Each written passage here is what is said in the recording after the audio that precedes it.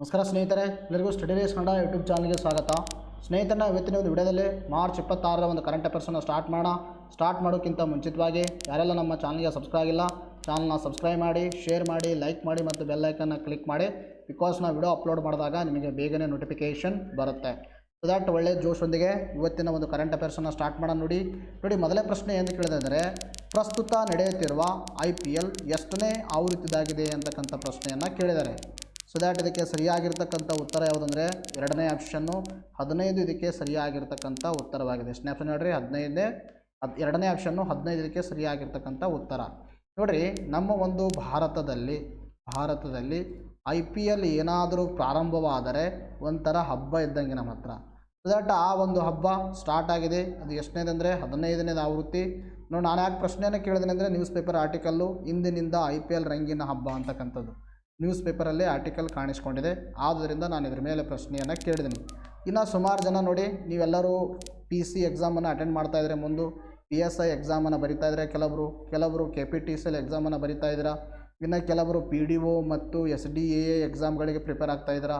So that ಈ ಎಲ್ಲ ನಿಮ್ಮ ಎಕ್ಸಾಮ್ಗಳಿಗೆ ಹೆಲ್ಪ್ ಆಗೋ ದೃಷ್ಟಿಯಿಂದಾಗಿ ನಾವು ಕ್ವಶನ್ ಪೇಪರ್ಸ್ಗಳನ್ನು ರೆಡಿ ಮಾಡಿದ್ದೀವಿ. ಯಾವ ಕ್ವಶನ್ ಪೇಪರ್ ಸಿಗುತ್ತೆ ಅಂದರೆ, ಎಕನಾಮಿಕ್ಸ್ ಸಿಗುತ್ತೆ ನಿಮಗೆ. ಇನ್ನು ತದನಂತರದಲ್ಲಿ physical geography plus world geography ಎರಡೂ ಇರೋದನ್ನು ಸಿಗುತ್ತೆ. ಇನ್ನು ತದನಂತರದಲ್ಲಿ ನಿಮಗೇನು ಸಿಗುತ್ತೆ ಅಂದರೆ, ಒಂದು GK question paper, high challenging GK question paper ಸಿಗುತ್ತೆ. ಸೊ ದ್ಯಾಟ್ ನೀವು ಇದನ್ನು ಪಡೆದುಕೊಳ್ಬೋದು.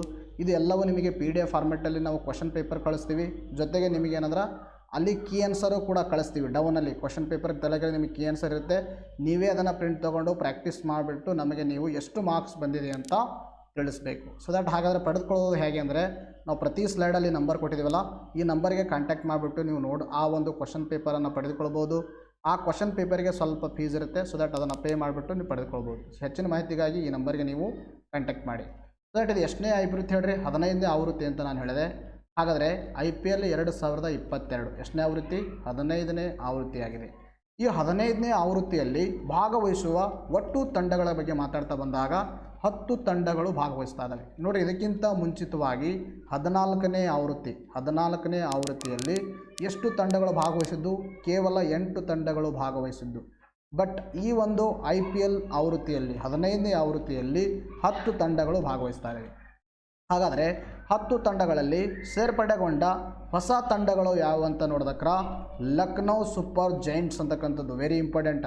ನೋಡಿರಿ, ಈ ಒಂದು ಕ್ರಿಕೆಟ್ ನೋಡುವರು ಮತ್ತು ಕ್ರಿಕೆಟ್ ಯಾರು ಒಂದು ಫ್ಯಾಮಿಲಿಯರ್ ಇರ್ತೀರಿ ಅವ್ರಿಗೆ ಇದೆಲ್ಲ ಗೊತ್ತಿರುತ್ತೆ. ಸೊ ದಟ್ ಯಾರು ಕ್ರಿಕೆಟನ್ನು ನೋಡ್ತಾ ಇರಲ್ಲ ಅವ್ರಿಗೆ ಸ್ವಲ್ಪ ಇದು ಕಷ್ಟ ಆಗುತ್ತೆ. ಬಟ್ ಆದರೂ ಕೂಡ ತಲೆ ಇಟ್ಕೋಬೇಕು. ಲಕ್ನೋ ಸೂಪರ್ ಜೈಂಟ್ಸ್ ಅಂತಕ್ಕಂಥದ್ದು ಒಂದು ತಂಡ. ಇನ್ನೊಂದು ತಂಡ ಯಾವುದಂದರೆ ಗುಜರಾತ್ ಟೈಟಾನ್ಸ್ ಅಂತಕ್ಕಂಥದ್ದು ಇನ್ನೊಂದು ತಂಡ. ಒಟ್ಟಾರೆಯಾಗಿ 2 ತಂಡಗಳು ಈ ಬಾರಿ IPL ವೃತ್ತಿಯಲ್ಲಿ ಸೇರಿಕೊಂಡಿವೆ ಅಂತಕ್ಕಂಥದ್ದು ಗೊತ್ತಿರಬೇಕು. ಇನ್ನು ಮೊದಲ ಆವೃತ್ತಿ ಯಾವಾಗ ಪ್ರಾರಂಭವಾಯಿತು ಅಂದರೆ 2008ರಲ್ಲಿ. ಮೊದಲನೇ ಆವೃತ್ತಿ ಯಾವಾಗಡ್ರಿ? 2008ರಲ್ಲಿ ಪ್ರಾರಂಭವಾಗಿತ್ತು. ಪ್ರಸ್ತುತವಾಗಿ ನಡೀತಾ ಇರತಕ್ಕಂಥದ್ದು 15ನೇ ಆವೃತ್ತಿ. ಹಾಗಾದರೆ 2008ರಲ್ಲಿ ಪ್ರಾರಂಭವಾಗಿರ್ತಕ್ಕಂಥ ಈ ಮೊದಲನೇ ಆವೃತ್ತಿಯನ್ನು ಗೆದ್ದುಕೊಂಡಿರ್ತಕ್ಕಂಥ ತಂಡ ಯಾವುದಂದರೆ ರಾಜಸ್ಥಾನ್ ರಾಯಲ್ಸ್. ನೋಡಿರಿ, ಮೊದಲನೇ ಬಾರಿಗೆ IPL ಸ್ಟಾರ್ಟ್ ಆದಾಗ ಟ್ರೋಫಿಯನ್ನು ಗೆದ್ದಿರ್ತಕ್ಕಂಥ ತಂಡ ಯಾವ್ದು ಹೇಳ್ರಿ? ರಾಜಸ್ಥಾನ್ ರಾಯಲ್ಸ್. ಇನ್ನು ಅತಿ ಹೆಚ್ಚು ಬಾರಿ ಗೆದ್ದ ತಂಡ ಯಾವುದಂದರೆ ಮುಂಬೈ ಇಂಡಿಯನ್ಸ್. ಯಾವ್ದು ಹೇಳ್ರಿ? ಮುಂಬೈ ಇಂಡಿಯನ್ಸ್ ಅತಿ ಹೆಚ್ಚು ಬಾರಿ IPL ಪ್ರಶಸ್ತಿಗಳನ್ನು ಗೆದ್ದಿದೆ. ಒಟ್ಟಾರೆಯಾಗಿ 5 ಬಾರಿ ಚಾಂಪಿಯನನ್ನು ಆಗಿದೆ.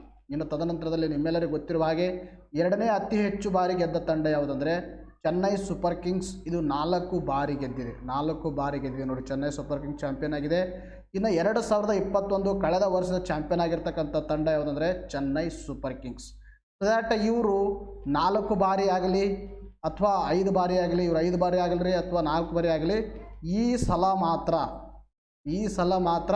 ಕಪ್ ಯಾವ್ದು ಹೇಳ್ರಿ? ಈ ಸಲ ಮಾತ್ರ RCBದೇ ಕಪ್ ಇರುತ್ತೆ. ಸೊ ದ್ಯಾಟ್ ಅಲ್ವಾ, ಎಷ್ಟು ಜನಸಂಖ್ಯೆ ಈ ಬಾರಿ RCB ಗೆಲ್ಲುತ್ತೆ ಅನ್ನೋದನ್ನು ನೋಡ. ಎಲ್ಲರೂ ಕಮೆಂಟ್ ಸೆಕ್ಷನಲ್ಲಿ ಉತ್ತರವನ್ನು ಹೇಳಿ. ಈ ಬಾರಿ ಕಪ್ ಯಾರ್ದು ಹೇಳಿ? RCB ಗೆದ್ದೇ ಗೆರುತ್ತಂಪ ಮತ್ತೆ ಭರವಸೆನ ಇಟ್ಕೊಳ್ಳೋಣ. ನಮ್ಮ study race Kannada YouTube channel support ಮಾಡ್ತೀವಿ. ನಾವು ಕೂಡ ಈ ಬಾರಿ ಬೆಂಗಳೂರಿಗೆ ಕಪ್ಪನ್ನು ಗೆಲ್ಲಿಸೋ ಒಂದು ಪ್ರಯತ್ನದಲ್ಲಿ ಇರೋಣ. ಎನಿಹಾವ್, ನೋಡಿರಿ, ನೆಕ್ಸ್ಟ್ ಪ್ರಶ್ನೆ ಅಂತ ಕೇಳಿದರೆ, ಇತ್ತೀಚೆಗೆ ಯಾವ ದಿನವನ್ನು ಇತ್ತೀಚೆಗೆ ಯಾವ ದಿನವನ್ನು ರಾಷ್ಟ್ರೀಯ ಡಾಲ್ಫಿನ್ ದಿನವೆಂದು ಗೊತ್ತುಪಡಿಸಲಾಗಿದೆ ಅಂತಕ್ಕಂಥ ಪ್ರಶ್ನೆಯನ್ನು ಕೇಳಿದರೆ ಸೊ ದ್ಯಾಟ್ ಇದಕ್ಕೆ ಸರಿಯಾಗಿರ್ತಕ್ಕಂಥ ಉತ್ತರ ಯಾವುದಂದರೆ ಅಕ್ಟೋಬರ್ 5. ನೋಡ್ರಿ, ಭಾಳ ಇಂಪಾರ್ಟೆಂಟ್ ಆಗಿರ್ತಕ್ಕಂಥ ಪ್ರಶ್ನೆ. ರಾಷ್ಟ್ರೀಯ ಡಾಲ್ಫಿನ್ ದಿನ. ಹಾಗಾದರೆ ನಾನು ಯಾಕೆ ಪ್ರಶ್ನೆಯನ್ನು ಕೇಳಿದ್ದೀನಿ ಅಂದರೆ ನೋಡಿ, ಇಲ್ಲಿ ಕೇಂದ್ರ ಪರಿಸರ ಸಚಿವಾಲಯವು ಅಕ್ಟೋಬರ್ 5 ರಾಷ್ಟ್ರೀಯ ಡಾಲ್ಫಿನ್ ದಿನವೆಂದು ಘೋಷಿಸಿದೆ. ವೆರಿ ಇಂಪಾರ್ಟೆಂಟ್, ಅರ್ಥ ಆಯ್ತಾ? ಇತ್ತೀಚೆಗೆ ಕೇಂದ್ರ ಪರಿಸರ ಸಚಿವಾಲಯ ಅಕ್ಟೋಬರ್ 5 ಏನು ಮಾಡಿದೆ?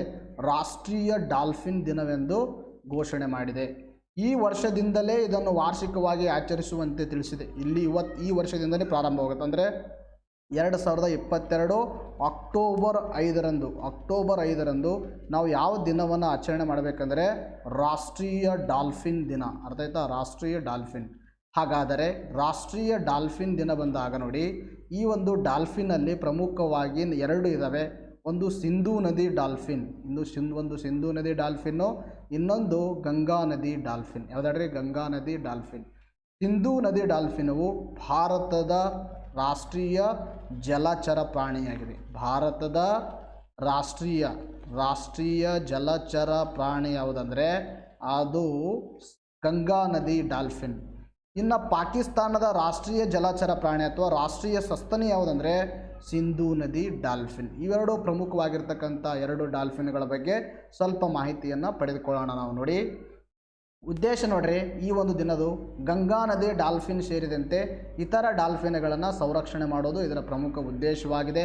ಇನ್ನು ಗಂಗಾ ನದಿ ಡಾಲ್ಫಿನ್ ಬಗ್ಗೆ ನಾವು ಮಾತಾಡ್ತಾ ಬಂದಾಗ ನೋಡ್ರಿ, ಗಂಗಾ ನದಿ ಡಾಲ್ಫಿನ್ ಇದು ದಕ್ಷಿಣ ಏಷ್ಯಾದ ಗಂಗಾ ಮತ್ತು ಸಂಬಂಧಿತ ನದಿಗಳಲ್ಲಿ ಕಾಣಿಸುತ್ತದೆ. ನೋಡ್ರಿ, ಗಂಗಾ ನದಿ ಡಾಲ್ಫಿನ್ ಅಂತಕ್ಕಂಥದ್ದು ಇಟ್ ಈಸ್ ನಾಟ್ ಓನ್ಲಿ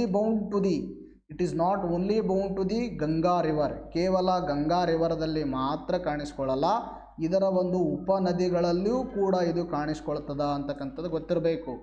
ಇನ್ನು ಇದು ಭಾರತ ಆಗಿರ್ಬೋದು, ನೇಪಾಳ ಆಗಿರ್ಬೋದು ಮತ್ತು ಬಾಂಗ್ಲಾದೇಶಗಳಲ್ಲಿ ಕಂಡುಬರುತ್ತೆ. ಗಂಗಾ ನದಿ ಡಾಲ್ಫಿನ್ ಇದೇ ಥರ ಇರ್ತಕ್ಕಂಥ species it is not only seen in India, it is also seen in Nepal and Bangladesh ಅಂತಕ್ಕಂಥದ್ದು ತಮ್ಮ ತಲೆಯಲ್ಲಿ ಇರಬೇಕು. ಇನ್ನು ಇದರ ಬಗ್ಗೆ ಒಂದು ವಿಶೇಷ ಫ್ಯಾಕ್ಟ್ ಏನಂದರೆ ಭಾರತ ರಾಷ್ಟ್ರೀಯ ಜಲಚರ ಪ್ರಾಣಿಯಾಗಿದೆ. ಇದೊಂದು ಭಾರತದ ರಾಷ್ಟ್ರೀಯ ಜಲಚರ ಪ್ರಾಣಿ. Very important. ಭಾರತ ರಾಷ್ಟ್ರೀಯ ಜಲಚರ ಪ್ರಾಣಿ ಯಾವುದಂದರೆ ಗಂಗಾ ನದಿ ಡಾಲ್ಫಿನ್. ಹಾಗಾದರೆ ಇದರ ಒಂದು IUCN status, international union for conservation of ನೇಚರ್ದಲ್ಲಿ ಇದರ ಒಂದು IUCN ಸ್ಟೇಟಸನ್ನು ನೋಡ್ತಾ ಬಂದಾಗ ಇದು ಎಂಡೇಂಜರ್ಡ್ ಇದೆ. ಯಾವುದಾದ್ರೆ? ಎಂಡೇಂಜರ್ಡ್. ಇನ್ನು ತದನಂತರದಲ್ಲಿ ಭಾರತದ ವೈಲ್ಡ್ ಲೈಫ್ ಪ್ರೊಟೆಕ್ಷನ್ ಆ್ಯಕ್ಟ್ 1972 ಒಂದು ಶೆಡ್ಯೂಲ್ 1ಲ್ಲಿ ಇದು ಸಂರಕ್ಷಣೆಯನ್ನು ಪಡೆದುಕೊಂಡಿದೆ. ವೆರಿ ಇಂಪಾರ್ಟೆಂಟ್ ನೋಡ್ರಿ. ಗಂಗಾ ನದಿ ಡಾಲ್ಫಿನ್ ಬಗ್ಗೆ ಮಾತಾಡ್ತಾ ಬಂದಾಗ ಇದು ಕೇವಲ ಗಂಗಾ ನದಿಯಲ್ಲಿಲ್ಲ, ಗಂಗಾ ನದಿಯ ಉಪನದಿಗಳಲ್ಲೂ ಕೂಡ ಕಂಡುಬರ್ತದೆ ಮತ್ತು ಇತರ ದೇಶಗಳಲ್ಲೂ ಕೂಡ ಕಂಡುಬರ್ತದೆ. ಬಟ್ ಪ್ರಮುಖವಾಗಿ ಯಾವ ನದಿಯಲ್ಲಿ ಕಂಡುಬರುತ್ತಂದರೆ ಪ್ರಮುಖವಾಗಿ ಗಂಗಾ ನದಿಯಲ್ಲಿ ಕಂಡುಬರುತ್ತೆ. ಗಂಗಾ ನದಿ ಕಂಡುಬರೋದ್ರಿಂದ ನಾವು ಇದಕ್ಕೇನು ಮಾಡ್ತೀವಿ? ಸಂರಕ್ಷಣೆ ಮಾಡುವಗೋಸ್ಕರವಾಗಿ ನಾವೇನು ಮಾಡಿದ್ದೀವಿ? ಇದನ್ನು IUCN ಸ್ಟೇಟಸ್ಸನ್ನು ತೆಗೆದುಕೊಂಡಾಗ ಇದು ಎಂಡೇಂಜರ್ಡ್ ಇದೆ. ಇನ್ನು ಅದೇ ಥರದಾಗಿ ಭಾರತದ ವೈಲ್ಡ್ ಲೈಫ್ ಪ್ರೊಟೆಕ್ಷನ್ ಆ್ಯಕ್ಟ್ 1972ದಲ್ಲಿ ಇದರಲ್ಲಿ ಏನು ಮಾಡಿದ್ದಾರೆ ಅಂದರೆ ಶೆಡ್ಯೂಲ್ 1, ಶೆಡ್ಯೂಲ್ 2, ಶೆಡ್ಯೂಲ್ 3 ಅಂತ ಮಾಡಿದ್ದಾರೆ. ಇದಕ್ಕೇನಪ್ಪ ಅಂದರೆ ಶೆಡ್ಯೂಲ್ 1ದಲ್ಲಿ ಏನು ಮಾಡಿದರೆ ಇದಕ್ಕೆ ಸೇರಿಸಿದ್ದಾರೆ. ಶೆಡ್ಯೂಲ್ 1ದಲ್ಲಿ ಸೇರಿಸಿದರೆ ಹೈ ಪ್ರೊಟೆಕ್ಷನ್ ಇರುತ್ತೆ ಅಂತಕ್ಕಂಥದ್ದು ಗೊತ್ತಿರಬೇಕು. ಇಷ್ಟೊಂದು ಮಾಹಿತಿ. ಹಾಗಾದರೆ ಇನ್ನೊಂದು ಬರುತ್ತೆ ಯಾವುದಂದರೆ ಸಿಂಧೂ ನದಿ ಡಾಲ್ಫಿನ್. ಸಿಂಧೂ ನದಿ ನಮಗೆ ಗೊತ್ತಿದೆ. ಸಿಂಧೂ ನದಿ ಎಲ್ಲಪ್ಪ ಅಂದರೆ ಟಿಬೇಟ್ ಎಲ್ಲಿ ಹುಟ್ಕೊಳ್ತದೆ ಹೇಳ್ರಿ? ಟಿಬೇಟಿನ ಒಂದು ಮಾನಸರೋವರ ಲೇಕ್ ಹತ್ರ ಹುಟ್ಕೊಳ್ಳುತ್ತೆ. ಈ ಒಂದು ಸಿಂಧೂ ನದಿಯು ಎಲ್ಲಪ್ಪ ಅಂದರೆ ಟಿಬೇಟಲ್ಲಿ ಹುಟ್ಟುಕೊಂಡು ಬಿಟ್ಟು ಇದು ಯಾವುದಪ್ಪ ಅಂದ್ರೆ ಭಾರತ ಮತ್ತು ಪಾಕಿಸ್ತಾನ್ ಮುಖಾಂತರ ಈ ನದಿ ಹರಿಯುತ್ತೆ.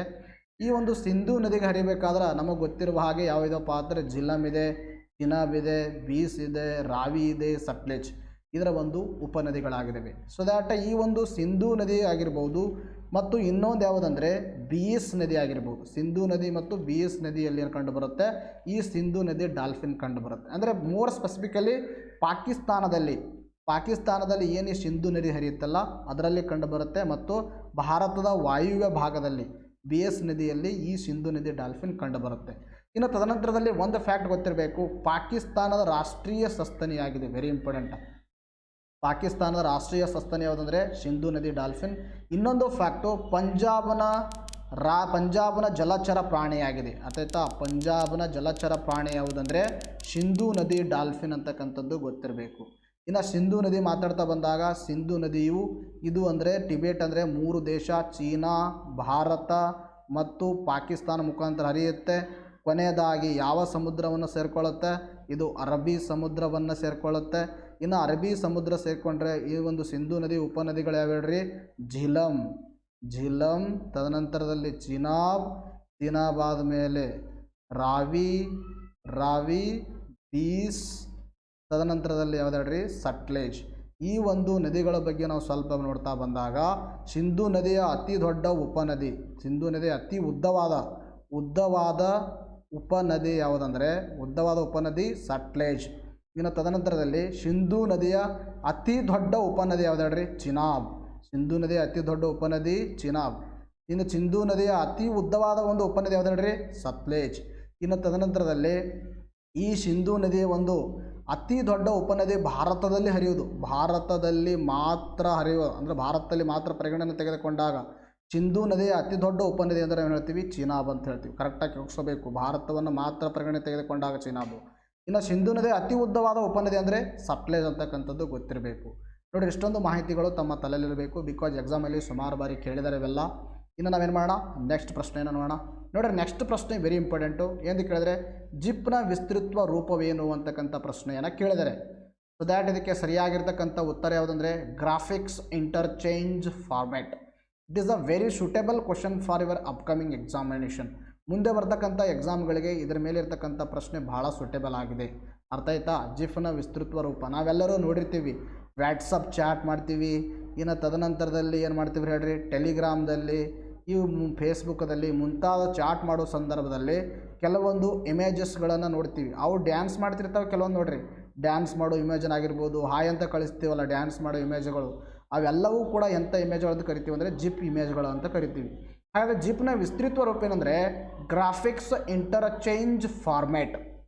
ಹಾಗಾದರೆ ಈ ಗ್ರಾಫಿಕ್ಸ್ ಇಂಟರ್ಚೇಂಜ್ ಫಾರ್ಮ್ಯಾಟ್ ಬಗ್ಗೆ ನಾನು ಯಾಕೆ ಪ್ರಶ್ನೆಯನ್ನು ಕೇಳಿದೆ ಅಂದರೆ, ನೋಡಿ, ನ್ಯೂಸ್ ಪೇಪರಲ್ಲಿ ವಿಶ್ವಕ್ಕೆ ಮೋಡಿ ಮಾಡಿದ ಜಿಪ್ನ ಸೃಷ್ಟಿಕರ್ತ ಇನ್ನೂ ಇಲ್ಲ. ಜಿಪ್ ಕಂಡುಹಿಡಿದಿರ್ತಕ್ಕಂಥ ವ್ಯಕ್ತಿ, ಜಿಪ್ ಏನು ಕಂಡುಹಿಡಿದ್ರಲ್ಲ ಅವರು ಇನ್ನೂ ಬದುಕಿಲ್ಲ. ಅವರು ಒಂದು ಕೋವಿಡ್-19 ತೀರಿಕೊಂಡಿದ್ದಾರೆ. ಆದುದರಿಂದ ನಾನು ಇದರ ಮೇಲೆ ಪ್ರಶ್ನೆಯನ್ನು ಕೇಳಿದ್ದೆ. ಇದರ ಕುರಿತು ನೋಡ್ತಾ ಹೋಗೋಣ. ನೋಡಿರಿ, ಲಕ್ಷಾಂತರ ಜನರು ತಮ್ಮ ದೈನಂದಿನ ಚಾಟ್ಗಳಲ್ಲಿ ಬಳಸುತ್ತಿರುವ GIF ಅಂದರೆ ಗ್ರಾಫಿಕ್ಸ್ ಇಂಟರ್ಚೇಂಜ್ ಫಾರ್ಮ್ಯಾಟ್, ಇಮೇಜ್ ಫಾರ್ಮ್ಯಾಟನ್ನು ಸೃಷ್ಟಿಸಿದ ವಿಜ್ಞಾನಿ ಯಾರಂದರೆ ಸ್ಟೀಫನ್ ವಿಲ್ಹೈಟ್. ವೆರಿ ಇಂಪಾರ್ಟೆಂಟು, ಸ್ಟೀಫನ್ ವಿಲ್ಹೈಟ್ ಅಂತಕ್ಕಂಥವ್ರು ಕೋವಿಡ್ನಿಂದ ನಿಧನರಾಗಿದ್ದಾರೆ. ಆದ್ದರಿಂದ ಇದರ ಮೇಲೆ ನಾನು ಪ್ರಶ್ನೆಯನ್ನು ಕೇಳಿದ್ದೆ. ಇನ್ನು ಇದನ್ನು ಅವರು 1987ರಲ್ಲೇ ಈ ಒಂದು ಜಿಪ್ ಫಾರ್ಮ್ಯಾಟ್ ಇಮೇಜನ್ನು ಅವರು ರೆಡಿ ಮಾಡಿದರು. ಬಟ್ 2010ರ ನಂತರ ಇಂಟರ್ನೆಟ್ ಕ್ಷೇತ್ರದಲ್ಲಿ ಅದ್ಭುತ ಪ್ರತಿಕ್ರಿಯೆಯನ್ನು ಪಡೆದುಕೊಂಡಿತು. ಇದು ಯಾವಾಗ ಫೇಮಸ್ ಆಯಿತು ಅಂದರೆ 2010ರ ನಂತರ ಇದು ಫೇಮಸ್ ಆಯಿತು.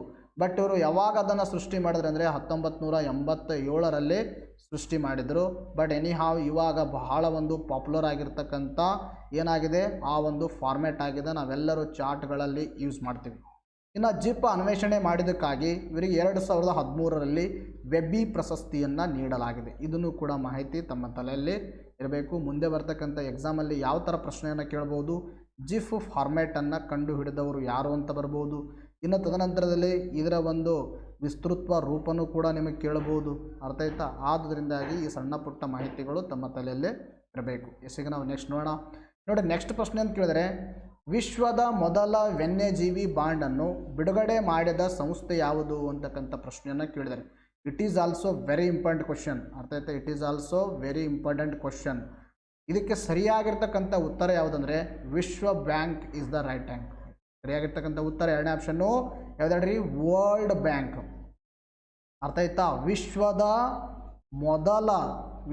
ಮೊದಲ ವನ್ಯಜೀವಿ ಬಾಂಡನ್ನು ಬಿಡುಗಡೆ ಮಾಡಿರ್ತಕ್ಕಂಥ ಸಂಸ್ಥೆ ಯಾವುದ್ರಿ?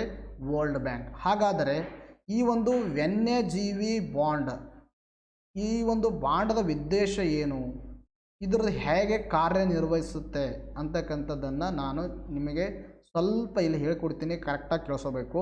ನೋಡಿರಿ, ಬಾಂಡ್ ಅಂದರೆ ಯಾವುದು ಬಿಡುಗಡೆ ಮಾಡಿದೆ ಅಂತ ಹೇಳಿದೆ ನಾನು? ಈ ಬಾಂಡು ವರ್ಲ್ಡ್ ಬ್ಯಾಂಕ್ ಬಿಡುಗಡೆ ಮಾಡಿದೆ. ಹಾಗಾದರೆ ವರ್ಲ್ಡ್ ಬ್ಯಾಂಕ್ ಬಿಡುಗಡೆ ಮಾಡಿದ್ರೆ ಇದರ ಉದ್ದೇಶ ಏನು ಅಂತಕ್ಕಂಥ ಪ್ರಶ್ನೆ. ಉದ್ದೇಶ ಏನಂದರೆ ಹೆಸರೇ ಸೂಚಿಸುವಂತೆ, ಇದರ ಒಂದು ಹೆಸರೇ ಸೂಚಿಸುವಂತೆ ನೋಡ್ರಿ, ಉದ್ದೇಶ ಏನು ಮಾಡೋದ್ರಿ? ಸಂರಕ್ಷಣೆ ಮಾಡೋದು. ಏನು ಸಂರಕ್ಷಣೆ ಮಾಡೋದು? ಈ ಒಂದು ಕಪ್ಪು ಗೇಂಡಾಮೃಗಗಳನ್ನು. ಹಾಗಾದ್ರೆ ಕಪ್ಪು ಗೇಂಡಾಮೃಗ ಎಲ್ಲವ್ರಿ? ಆಫ್ರಿಕಾದಲ್ಲವ. ಅದರಿಗೋಸ್ಕರ ಈ ಒಂದು ವನ್ಯಜೀವಿ ಬಾಂಡನ್ನು ಬಿಡುಗಡೆ ಮಾಡಿದೆ. ಅರ್ಥ ಆಯ್ತಾ?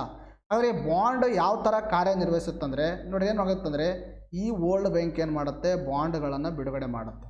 ಬಾಂಡ್ ಬಿಡುಗಡೆ ಮಾಡಿದ ತಕ್ಷಣ ಇದರ ಮೇಲೆ ಇನ್ವೆಸ್ಟ್ಮೆಂಟ್ ಮಾಡ್ತಾರೆ ಕೆಲವರು.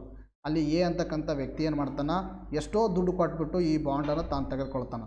ಈ ಎ ಅಂತಕ್ಕಂಥ ವ್ಯಕ್ತಿ ಬಳಿ ಏನು ಬಂತು? ಈಗ ಬಾಂಡ್ ಬಂತು. ಹಾಗಾದ್ರೆ ಈ ವ್ಯಕ್ತಿ ಯಾರ ದುಡ್ಡು ಇನ್ವೆಸ್ಟ್ಮೆಂಟ್ ಮಾಡೋದಿಲ್ಲ ಹೋಯ್ತು? ಈ ವರ್ಲ್ಡ್ ಬ್ಯಾಂಕ್ ಹತ್ರ ಹೋಯ್ತು. ಈ ವರ್ಲ್ಡ್ ಬ್ಯಾಂಕ್ ಏನು ಮಾಡುತ್ತೆ? ಆ ಪರ್ಟಿಕ್ಯುಲರ್ ಆಗಿರ್ತಕ್ಕಂಥ ವನ್ಯಜೀವಿಯನ್ನು ಸಂರಕ್ಷಣೆ ಮಾಡೋದಕ್ಕೋಸ್ಕರ ಏನು ಮಾಡ್ತದೆ? ಇನ್ವೆಸ್ಟ್ಮೆಂಟ್ ಮಾಡ್ತದೆ. ಸೊ ದಟ್ ಇನ್ವೆಸ್ಟ್ಮೆಂಟ್ ಮಾಡಿದ ತಕ್ಷಣ ಆ ಒಂದು ವನ್ಯಜೀವಿ ಬದುಕ್ತಂದ್ರೆ, ಇನ್ನು ಅದರ ಸಂಖ್ಯೆಯನ್ನು ಹೆಚ್ಚಳವಾಯ್ತಂದ್ರೆ ಅವಾಗ ಏನಾಗುತ್ತೆ? ಈ ಒಂದು ಇಲ್ಲಿ ಈ ಪರ್ಟಿಕ್ಯುಲರ್ ಆಗಿರ್ತಕ್ಕಂಥ ಒಂದು ಏರಿಯಾದಲ್ಲಿ ಆ ಜೀವಿ ಇರ್ತಕ್ಕಂಥ ಸ್ಥಳದಲ್ಲಿ ಏನಾಗುತ್ತೆ? ಟೂರಿಸಮ್ ಹೆಚ್ಚಾಗುತ್ತೆ. ಟೂರಿಸಮ್ ಅಂದರೆ ಪ್ರವಾಸಿಗರು ಜಾಸ್ತಿ ಬರ್ತಾರೆ. ಅದರಿಂದ ಜಾಸ್ತಿ ಏನಾಗುತ್ತೆ? ರೆವೆನ್ಯೂ ಜನ್ರೇಟ್ ಆಗುತ್ತೆ. ಈ ರೆವೆನ್ಯೂವಲ್ಲಿ ಏನು ಮಾಡ್ತಾರೆ? ಈ ಒಂದು ವ್ಯಕ್ತಿಗೆ ಕೊಡ್ತಾರೆ. ಅರ್ಥ ಆಯ್ತಾ? ಇದರ ಒಂದು ಅವನು ಎಷ್ಟು ಬಾಂಡ್ ಖರೀದಿ ಮಾಡ್ಯಾನ, ಸೊ ದ್ಯಾಟ್ ಅವನು ಏನು ಹಣ ಎಕ್ಸ್ಪೆಕ್ಟ್ ಮಾಡ್ತಾನೆ.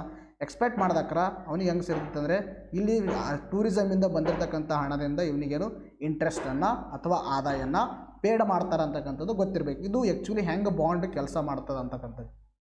ಹಾಗಾದರೆ ಇದರ ಬಗ್ಗೆ ನಾವು ಸ್ವಲ್ಪ ನೋಡ್ತಾ ಬಂದಾಗ ನೋಡಿ, ವಿಶ್ವದ ಮೊದಲ ವನ್ಯಜೀವಿ ಬಾಂಡನ್ನು ವಿಶ್ವ ಬ್ಯಾಂಕ್ ಬಿಡುಗಡೆ ಮಾಡಿದೆ. ಸುಮಾರು 150 ಮಿಲಿಯನ್ ಹಣದಲ್ಲಿ ಭಾಗಶಃ ಕಪ್ಪು ಗೇಂಡಾಮೃಗ ಸಂರಕ್ಷಣೆಗೆ ಬಳಸಲಾಗ್ತಾ ಇದೆ. ಯಾವ ಗೇಂಡಾಮೃಗ ಹೇಳ್ರಿ? ಕಪ್ಪು ಗೇಂಡಾಮೃಗ. ಮೋರ್ ಸ್ಪೆಸಿಫಿಕಲಿ ಎಲ್ಲಂದರೆ ಆಫ್ರಿಕಾ ಖಂಡದಲ್ಲಿ. ಇನ್ನು ವನ್ಯಜೀವಿ ಸಂರಕ್ಷಣಾ ಬಾಂಡ್ ವಿಶ್ವದ ಮೊದಲ ಈ ರೀತಿಯ ಹಣಕಾಸು ಸಾಧನವಾಗಿದ್ದು ಕಪ್ಪು ಗೇಂಡಾಮೃಗ ಸಂರಕ್ಷಣೆಗೆ ಸಹಾಯ ಮಾಡ್ತದೆ. ಇದು ಅರ್ಥ ಆಯ್ತಾ? ನಾನು ಈಗಾಗಲೇ ಹೇಳಿದ್ದೀನಿ. ಇನ್ನು ವಿಶ್ವ ಬ್ಯಾಂಕಿನ ಪುನರ್ ನಿರ್ಮಾಣ ಅಭಿವೃದ್ಧಿಗಾಗಿ ಇಂಟರ್ನ್ಯಾಷನಲ್ ಬ್ಯಾಂಕ್ ಅಂದರೆ IBRD, international bank for reconstruction and development, 5 ವರ್ಷಗಳ ಬಾಂಡ್ನಿಂದ ಪಾವತಿಸಿದ ಆದಾಯ ದಕ್ಷಿಣ ಆಫ್ರಿಕಾ ಖಂಡದ ದಕ್ಷಿಣ ಆಫ್ರಿಕಾದ 2 ಮೀಸಲು ಪ್ರದೇಶಗಳಾದ ಒಂದು great fish river nature reserve ಅಂತಕ್ಕಂಥದ್ದು, ಇನ್ನು ಅಡೋ ಎಲಿಫೆಂಟ್ ರಾಷ್ಟ್ರೀಯ ಉದ್ಯಾನಗಳೆಲ್ಲ ಪ್ರಾಣಿಗಳ ಸಂಖ್ಯೆ ಹೆಚ್ಚಳದ ಆಧಾರದ ಮೇಲೆ ನಿರ್ಧರಿಸಲಾಗುತ್ತೆ. ನಾನು ಹೇಳಿದ್ದೀನಿ ಯಾವುದಪ್ಪ ಅಂತಂದ್ರೆ ಇಲ್ಲಿ ಏನು ಮಾಡ್ತಾರೆ ಅಂದರೆ 150 ಮಿಲಿಯನ್ ಟೋಟಲ್ ಅಮೌಂಟು. ಈ 130 ಅಮೌಂಟದಲ್ಲಿ ಅತಿ ಹೆಚ್ಚಿನ ಅಮೌಂಟನ್ನು ಎಲ್ಲಿ ಇನ್ವೆಸ್ಟ್ಮೆಂಟ್ ಮಾಡ್ತಾಯಿದ್ರೆ? ಕಪ್ಪು ಗೇಂಡಾಮೃಗಗಳ ಸಂರಕ್ಷಣೆ. ಆದರೆ ಕಪ್ಪು ಗೇಂಡಾಮೃಗಗಳಲ್ಲಿ ದಕ್ಷಿಣ ಆಫ್ರಿಕಾದಲ್ಲಿ ಅದಾವ. ಅರ್ಥ ಆಯ್ತಾ? ದಕ್ಷಿಣ ಆಫ್ರಿಕಾದಲ್ಲದ ಆಫ್ರಿಕಾ ಖಂಡದಾಗ. ಸೊ ದ್ಯಾಟ್ ಈ ಒಂದು ಸಂರಕ್ಷಣೆ ಮಾಡಿದ ತಕ್ಷಣ ಏನಾದರೂ ಅವುಗಳ ಸಂಖ್ಯೆ ಹೆಚ್ಚಳವಾಯ್ತಂದ್ರೆ ಎಲ್ಲಿ? ಈ ಒಂದು ಅಡೋ ಎಲಿಫೆಂಟ್ ರಾಷ್ಟ್ರೀಯ ಉದ್ಯಾನವನ, ಗ್ರೇಟ್ ಫಿಶ್ ರಿವರ್ ನೇಚರ್ ರಿಸರ್ವ್ದಲ್ಲಿ ಅದರ ಸಂಖ್ಯೆ ಹೆಚ್ಚಳವಾದಾಗ ಯಾರು ಇನ್ವೆಸ್ಟ್ಮೆಂಟ್ ಮಾಡ್ತಾರ ಅವರಿಗೇನಾಗುತ್ತೆ? ಆದಾಯ ಹೋಗುತ್ತೆ ಅಂತಕ್ಕಂಥ ಮಾತನ್ನು ಹೇಳಿದ್ದಾರೆ. These are the some important fact, you have to be remember that. ಹಾಗಾದರೆ ಇಲ್ಲಿ ಬರುತ್ತೆ ಒಂದು ಫ್ಯಾಕ್ಟು ಗೇಂಡಾಮೃಗ. ನೋಡ್ರಿ, ಗೇಂಡಾಮೃಗ ಏಷ್ಯಾದಲ್ಲಿ ಕಂಡು ಬರ್ತಕ್ಕಂಥ ಗೇಂಡಾಮೃಗದ ಬಗ್ಗೆ, ಇನ್ನು ಭಾರತದಲ್ಲಿ ಕಂಡು ಬರ್ತಕ್ಕಂಥ ಗೇಂಡಾಮೃಗದ ಬಗ್ಗೆ ನಾವು ಮಾತಾಡಲೇಬೇಕು. Very important for our examination. ನೋಡ್ರಿ, ಒಂದು ಕೊಂಬಿನ ಗೇಂಡಾಮೃಗ, ಅರ್ಥ ಆಯ್ತಾ? ಒಂದು ಕೊಂಬಿನ ಗೇಂಡಾಮೃಗ ಕಂಡು ಬರುವ ರಾಷ್ಟ್ರೀಯ ಉದ್ಯಾನವನ. Very important. ಒಂದು ಕೊಂಬಿನ ಗೇಂಡಾಮೃಗ ಭಾರತದ ಯಾವ ರಾಷ್ಟ್ರೀಯ ಉದ್ಯಾನವನದಲ್ಲಿ ಪ್ರಮುಖವಾಗಿ ಕಂಡುಬರುತ್ತಂದರೆ ಕಾಜಿರಂಗ ರಾಷ್ಟ್ರೀಯ ಉದ್ಯಾನವನ. Very important. ಹಾಗಾದರೆ ಈ ಕಾಜಿರಂಗ ರಾಷ್ಟ್ರೀಯ ಉದ್ಯಾನವನ ಎಲ್ಲಿ ಕಂಡುಬರುತ್ತೆ? ಅಸ್ಸಾಮದಲ್ಲಿ ಕಂಡುಬರುತ್ತೆ. ವೆರಿ ಇಂಪಾರ್ಟೆಂಟ್ ನೋಡ್ರಿ, ಅಸ್ಸಾಮದಲ್ಲಿ. ಇನ್ನು ವಿಶ್ವ ಗೇಂಡಾಮೃಗ ದಿನವನ್ನು ನಾವು ಯಾವಾಗ ಆಚರಣೆ ಮಾಡ್ತೀವಿ ಅಂದರೆ ಸೆಪ್ಟೆಂಬರ್ 22ರಂದು ವಿಶ್ವ ಗೇಂಡಾಮೃಗ ದಿನವನ್ನು ನಾವು ಆಚರಣೆ ಮಾಡ್ತೀವಿ. ನೋಡ್ರಿ, ಇನ್ನು ಈ ಒಂದು ಆಚರಣೆ ಮಾಡ್ತೀವಿ ಅಂದ್ರೆ ಪ್ರಮುಖವಾಗಿ ಸಂರಕ್ಷಣೆ ಮಾಡೋಕ್ಕೋಸ್ಕರ. ಇನ್ನು ಏಷ್ಯಾದಲ್ಲಿ ಗೇಂಡಾಮೃಗದ ತಳಿಗಳು ಎಷ್ಟಿದ್ದಾವೆ ಅಂತಕ್ಕಂಥ ಪ್ರಶ್ನೆ. ನೋಡ್ರಿ, ಏಷ್ಯಾದಲ್ಲಿ ಪ್ರಮುಖವಾಗಿ 3 ಸ್ಪೀಸೀಸ್, 3 ಪ್ರಕಾರದ ಗೇಂಡಾಮೃಗಗಳು ಕಂಡುಬರ್ತವ. ಒಂದು ಬೃಹತ್ ಒಂದು ಕೊಂಬಿನ ಗೇಂಡಾಮೃಗ, ಇನ್ನು ಜಾವಾದ ಗೇಂಡಾಮೃಗ, ಇನ್ನು ಸುಮತ್ರಾದ ಗೇಂಡಾಮೃಗ. ಪ್ರಮುಖವಾಗಿ 3 ಪ್ರಕಾರದ ಗೇಂಡಾಮೃಗಗಳು ಯಾವ ಖಂಡದಲ್ಲಿ? ಏಷ್ಯಾ ಖಂಡದಲ್ಲಿ ಕಂಡುಬರ್ತವೆ. ಇನ್ನು ಬೃಹತ್ ಒಂದು ಕೊಂಬಿನ ಗೆಂಡಾಮೃಗ ಭಾರತದ ಯಾವ ರಾಷ್ಟ್ರೀಯ ಉದ್ಯಾನದಲ್ಲಿ ಪ್ರಮುಖವಾಗಿ ಕಾಣಿಸ್ತಂದ್ರೆ ಅದು ಕಾಜಿರಂಗ. ಯಾವ ರಂಗ?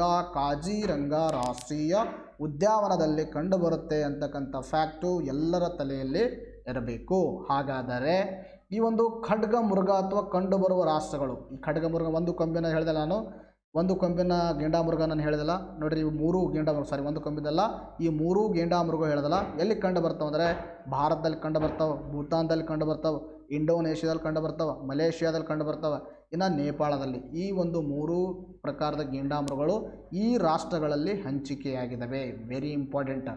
ಇನ್ನು ತದನಂತರದಲ್ಲಿ ಇವುಗಳ ಒಂದು ಐಯುಸಿಎನ್ ರೆಡ್ ಲಿಸ್ಟ್, ಅರ್ಥ ಆಯ್ತಾ? ರೆಡ್ ಲಿಸ್ಟ್ ಅಂದರೆ ಐಯುಸಿಎನ್ ರೆಡ್ ಲಿಸ್ಟ್ ಅಂದರೆ ಯಾವುದೇ ಒಂದು ಪ್ರಾಣಿ ಅದರ ಒಂದು ಸ್ಟೇಟಸ್ ಅಂದರೆ ಅದು ಅಳಿವಿನಂಚಿನಲ್ಲಿ, ಅದು ಏನದು ಮುಗಿದು ಹೋಗೋದು, ಅದರ ಕತಿ ಅಂದ್ರೆ ಅಳಿಸಿ ಹೋಗ್ಬಿಟ್ಟದು, ವಿನಾಶ ಆಗೋದು ಅನ್ನೋದು ಹೇಳೋಕೆ ಏನು ಮಾಡ್ತಾರೆ, ರೆಡ್ ಡೇಟಾ ಅಂತ ಒಂದು ಬುಕ್ ಬಿಡುಗಡೆ ಮಾಡ್ತಾರೆ ಇವರು. ರೆಡ್ ಡೇಟಾ ಅಥವಾ ಐಯುಸಿಎನ್ ರೆಡ್ ಲಿಸ್ಟ್. ಆ ರೆಡ್ ಡೇಟಾದಲ್ಲಿ ಇದರ ಮಾಹಿತಿಯನ್ನು ಕೊಡ್ತಾರೆ ನೋಡ್ರಿ. ಜಾವಾ ಮತ್ತು ಸುಮಾತ್ರಾ ರೈನೋ ಇದು ಸ್ಟೇಟಸ್ ಏನಂದರೆ ಕ್ರಿಟಿಕಲಿ ಎಂಡೇಂಜರ್ಡ್, ವೆರಿ ಇಂಪಾರ್ಟೆಂಟು. ಇನ್ನು Indian great one horned rhino ಇದು ಯಾವುದರಿ ವಲ್ನರೇಬಲ್ ಸ್ಟೇಟಸ್ಸು. ಇನ್ನು ತದನಂತರದಲ್ಲಿ ವೈಲ್ಡ್ ಲೈಫ್ ಪ್ರೊಟೆಕ್ಷನ್ ಆ್ಯಕ್ಟ್ 1972ರಲ್ಲಿ ಗ್ರೇಟ್ ಒನ್ ರೈನೋ ಯಾರಾದ listed in the schedule 1. This is a very important. ಅರ್ಥ ಐಯುಸಿಎನ್ ಸ್ಟೇಟಸನ್ನು ಕೇಳ್ತಾರೆ ನಿಮಗೆ ಭಾಳ ಬಾರಿ ಎಕ್ಸಾಮಲ್ಲಿ ಕೇಳಿದರೆ. ಐಯುಸಿಎನ್ ಸ್ಟೇಟಸನ್ನು ನೋಡ್ತಾ ಬಂದಾಗ international union for conservation of nature ಏನು ಮಾಡ್ತದ, ಪ್ರತಿ ವರ್ಷ ರೆಡ್ ಡೇಟಾ ಅಂತ ಒಂದು ಬುಕ್ಕನ್ನು ಬಿಡುಗಡೆ ಮಾಡ್ತದ. ಆ ರೆಡ್ ಡೇಟಾದ ಏನಪ್ಪ ಅಂದ್ರೆ ಪ್ರಾಣಿಗಳು ವಿನಾಶ ಆಗಿ ಹೋಗ್ಯವನು, ಏನು ವಿನಾಶದ ಅಂಚಿನಲ್ಲಿದ್ದವು ಅಂತಕ್ಕಂಥದ್ದು ಹೇಳುತ್ತೆ. ಅಂಥದ್ರಲ್ಲಿ ಜಾವಾ ಮತ್ತು ಸುಮಾತ್ರಾ ರೈನೋ ಅಂತ ಹೇಳಿದೆ, ಅವೆರಡು ಕ್ರಿಟಿಕಲಿ ಎಂಡೇಂಜರ್ಡ್ ಇದ್ದಾವೆ. ಇನ್ನು Indian great one horned rhino ಇದು ವಲ್ನರೇಬಲ್ ಇದೆ. ಇನ್ನು ಭಾರತ ವೈಲ್ಡ್ ಲೈಫ್ ಪ್ರೊಟೆಕ್ಷನ್ ಆ್ಯಕ್ಟ್ 1972ರಲ್ಲಿ ಶೆಡ್ಯೂಲ್ 1ದಲ್ಲಿ ಇದು ಪ್ರೊಟೆಕ್ಷನನ್ನು ಕೊಟ್ಟಿದ್ದಾರೆ. ಶೆಡ್ಯೂಲ್ 1 ಅಂದರೆ ಹೈ ಪ್ರೊಟೆಕ್ಷನನ್ನು ಕೊಟ್ಟಿದ್ದಾರೆ. ಇನ್ನು ತದನಂತರದಲ್ಲಿ ನೆಕ್ಸ್ಟ್ ಪ್ರಶ್ನೆಯನ್ನು ನೋಡೋಕ್ಕಿಂತ ಮುಂಚಿತವಾಗಿ ನಾನು ನಿಮಗೆ ಏನು ಹೇಳ್ತಾ ಇದ್ದೀನಿ ಅಂದರೆ, ಯಾರು ನೀವು ನೋಟ್ಸನ್ನು ತೆಗೆದುಕೊಂಡಿಲ್ಲ ನೋಡಿ, ಇವೆಲ್ಲ ಆಲ್ ಇನ್ಫಾರ್ಮೇಷನ್ ನಾವು ನಮ್ಮ ಹಳೆಯ ಒಂದು ಮ್ಯಾಗಝಿನ್ಗಳಲ್ಲಿ ಹಳೆಯ ವಿಡಿಯೋದಲ್ಲಿ ಕವರ್ ಮಾಡಿದ ಇನ್ಫಾರ್ಮೇಷನನ್ನು ಈಗ ಬಂದಿದ್ದರಿಂದ ಮತ್ತೆ ಕವರ್ ಮಾಡ್ತಾ ಇದ್ದೀವಿ. ಯಾರು ತೊಗೊಂಡಿಲ್ಲ ನೀವು, you can refer our notes and revise it. That ನಿಮಗೆ ನೋಟ್ಸ್ಗೋಸ್ಕರ ಎಷ್ಟಾಗುತ್ತೆ ಅಂದರೆ 15 ದಿವಸಕ್ಕೆ ನಿಮಗೆ 20 ರೂಪಾಯಿ ಚಾರ್ಜ್ ಆಗುತ್ತೆ. ನಾವು ಮಾಡ್ತಕ್ಕಂಥದ್ದು ನಿಮಗೆ ಏನಾದರೂ ಜನವರಿಯಿಂದ ಓದೋಕ್ಕೆ ಸ್ಟಾರ್ಟ್ ಮಾಡಿದರೆ ಜನವರಿಯಿಂದ ನಿಮಗೆ ಮಾರ್ಚ್ ಗಂಟ ಬೇಕಂದರೆ ಮಾರ್ಚ್ 15 ಗಂಟ ನಿಮಗೆ ಎಷ್ಟಾಗುತ್ತೆ ಅಂದರೆ 100 ರೂಪೀಸ್ ಆಗುತ್ತೆ. ಇಫ್ ಸಪೋಸ್ ನಮ್ದು ಏನಾದರೂ ಜುಲೈಯಿಂದ ನಿಮಗೆ ಇಲ್ಲಿ ಗಂಟ ಬೇಕಂದರೆ ಅಂದರೆ ಮಾರ್ಚ್ 15 ಗಂಟ ಬೇಕಂದರೆ ನಿಮಗೆ 340 ರೂಪೀಸ್ ಆಗುತ್ತೆ. ಇದನ್ನು ಪೇ ಮಾಡಿಬಿಟ್ಟು ಪಡ್ಕೋಬೋದು. ಮತ್ತು ಎಲ್ಲ ಥರದ ನಿಮಗೆ ಎಲ್ಲಿ ಸಿಗುತ್ತೆ, MCQ ಸಿಗುತ್ತೆ ಇಲ್ಲಿ. ಅಂದರೆ ಒಂದು PDF ಅಲ್ಲಿ ಅಂದರೆ 15 ನಿಮಿಷ ಒಂದು ಬಾರಿ ಕೊಡ್ತೀವಿ ನಾವು, ಅದರಲ್ಲಿ 100ರಿಂದ 150 MCQಸ್ಗಳು ನಿಮ್ಗೆ ಸಿಗುತ್ತೆ. ಓದ್ಬಿಟ್ಟು ನೀವು ಅದನ್ನೇನು ಮಾಡ್ಬೋದು, ಪ್ರಾಕ್ಟೀಸ್ ಮಾಡ್ಬೋದು. ಇದೇ ಥರನಾಗಿರ್ತಕ್ಕಂಥ ಇನ್ಫಾರ್ಮೇಷನ್ನು ಅಚ್ಚುಕಟ್ಟಾಗಿ ನಿಮ್ಮ ಎಕ್ಸಾಮ್ ದೃಷ್ಟಿಯಿಂದಾಗಿ ನಾವು ಡಿಸೈನ್ ಮಾಡಿದ್ದೀವಿ. ಈಗ ನಾವು ನೆಕ್ಸ್ಟ್ ಪ್ರಶ್ನೆ ನೋಡೋಣ. ನೋಡಿ, ನೆಕ್ಸ್ಟ್ ಪ್ರಶ್ನೆ ವೆರಿ ಇಂಪಾರ್ಟೆಂಟು. ಇಲ್ಲಿ ನಿನ್ನೆ ನಾನು ಒಂದು ಇದ್ರ ಮೇಲೆ ಸುಮಾರು ಜನ ಕಮೆಂಟ್ ಮಾಡಿದ್ರೆ, ಸರ್ ಏಕರೂಪ ನಾಗರಿಕ ಸಂಹಿತೆಯನ್ನು ಗೋವಾ ಮೊದಲು ಜಾರಿಗೆ ತಂದ ಸರ್ ಅಂತ ಸುಮಾರು ಜನ ಕಮೆಂಟ್ ಮಾಡಿದ್ರಿ. ಅದು ನಾನು ನೋಡಿದ್ದೀನಿ. ಬಟ್ ನಿನ್ನೆ ನಾವು ಹೇಳಿದ್ದು 100ಕ್ಕೆ 100% ಕರೆಕ್ಟ್ ಇದೆ. ಸುಮಾರು ಜನ ಅದಕ್ಕೆ ಕನ್ಫ್ಯೂಸ್ ಮಾಡ್ಕೊಂಡಿದ್ದಾರೆ. ಆದುದರಿಂದ ನಾನು ಈ ನ್ಯೂಸನ್ನು ಇನ್ನೊಂದು ಬಾರಿ ಡೆಪ್ತಾಗಿ ಡಿಸ್ಕಷನ್ ಮಾಡೋಕ್ಕೋಸ್ಕರ ತೊಗೊಂಡಿದ್ದೀನಿ. ನೋಡಿರಿ, ಏಕರೂಪ ನಾಗರಿಕ ಸಂಹಿತೆ ಕುರಿತು ತಿಳಿಸುವ ವಿಧಿ ಯಾವುದು ಅಂತಕ್ಕಂಥ ಪ್ರಶ್ನೆಯನ್ನು ಇಲ್ಲಿ ಕೇಳಿದ್ದಾರೆ. ದಾಟ್ ಇದಕ್ಕೆ ಸರಿಯಾಗಿರ್ತಕ್ಕಂಥ ಉತ್ತರ ಯಾವುದಾದ್ರಿ, ವಿಧಿ 44ನೇ ವಿಧಿ ಇದಕ್ಕೆ ಸರಿಯಾಗಿರ್ತಕ್ಕಂಥ ಉತ್ತರ. ಅಂದರೆ ಏಕರೂಪ ನಾಗರಿಕ ಸಂಹಿತೆ ಅಂದರೆ ಯೂನಿಫಾರ್ಮ್ ಸಿವಿಲ್ ಕೋಡ್ ಅಂತ ಕರಿತೀವಿ. ಯೂನಿಫಾರ್ಮ್ ಸಿವಿಲ್ ಕೋಡ್ ಅಂತ ಕರಿತೀವಿ, ಅಥವಾ ಸಿಂಪಲ್ ಆಗಿ UCC ಅಂತ ಹೇಳ್ತೀವಿ. UCC ಅಂತ ಕರಿತೀವಿ. ಈ ಯೂನಿಫಾರ್ಮ್ ಸಿವಿಲ್ ಕೋಡು ಭಾರತದ ಸಂವಿಧಾನದ ಯಾವ ಭಾಗದಲ್ಲಿ ಬರುತ್ತೆ ಅಂದರೆ ಅದು 4ನೇ ಭಾಗದಲ್ಲಿ ಬರುತ್ತೆ. 4ನೇ ಭಾಗ ಎದರ ಬಗ್ಗೆ ಹೇಳುತ್ತೆ, DPSP ಬಗ್ಗೆ ಹೇಳುತ್ತೆ. ಹಾಗಾದರೆ DPSP ಅಂದರೆ ಏನು ಹೇಳ್ರಿ, directive principle of state policy ಬಗ್ಗೆ ಹೇಳುತ್ತೆ. Directive principle of state policy ಅಂದರೆ ರಾಜ್ಯ ನಿರ್ದೇಶಕ ತತ್ವಗಳ ಬಗ್ಗೆ ಹೇಳುತ್ತೆ. ಹಾಗಾದರೆ ಒಂದು ಫ್ಯಾಕ್ಟ್ ಗೊತ್ತಿರಬೇಕು, ಇಲ್ಲಿ ಏನಂದರೆ ಭಾರತ ಸಂವಿಧಾನದಲ್ಲಿ ಪ್ರಮುಖ 2 ಭಾಗಗಳು. ಒಂದು ಯಾವುದಂದರೆ ಮೂಲಭೂತ ಹಕ್ಕುಗಳು 3ನೇ ಭಾಗದಲ್ಲಿ ಬಂದರೆ, ಇನ್ನು ರಾಜ್ಯ ನಿರ್ದೇಶಕ ತತ್ವಗಳು 4ನೇ ಭಾಗದಲ್ಲಿ ಬರ್ತವೆ. ಇನ್ನು ಇವೆರಡು ವ್ಯತ್ಯಾಸ ಏನಂದರೆ ನೋಡ್ರಿ, ಈ ಮೂಲಭೂತ ಹಕ್ಕುಗಳದ್ದು ಪ್ರಮುಖ ಏನಂದರೆ ಇವು ಜುಡಿಷಿಯಲ್ ಇನ್ ನೇಚರ್, ಸಂವಿಧಾನಬದ್ಧವಾಗಿದೆ. ಅಂದರೆ ಸಂವಿಧಾನಬದ್ಧ ಅಂದರೆ ಅದರ ಅರ್ಥ ಜುಡಿಷಿಯಲ್ ಇನ್ ನೇಚರ್ ಅಂದರೆ ನೀವು ಏನಾದರೂ ನಿಮಗೆ ಈ ಒಂದು ಮೂಲಭೂತ ಹಕ್ಕುಗಳು ಹಾನಿಯಾದರೆ ನೀವು ಸುಪ್ರೀಂ ಕೋರ್ಟು ಅಥವಾ ಹೈಕೋರ್ಟ್ಗೆ ಹೋದ ತಕ್ಷಣ ನಿಮಗೇನು ಮಾಡ್ತಾರೆ, ಅವರು ನ್ಯಾಯವನ್ನು ಕೊಡ್ತಾರೆ. They are in the judicial in nature. But ಈ ಒಂದು ರಾಜ್ಯ ನಿರ್ದೇಶಕ ತತ್ವಗಳಲ್ಲಿ ಮೆನ್ಷನ್ ಮಾಡಿರ್ತಕ್ಕಂಥ ವಿಷಯಗಳು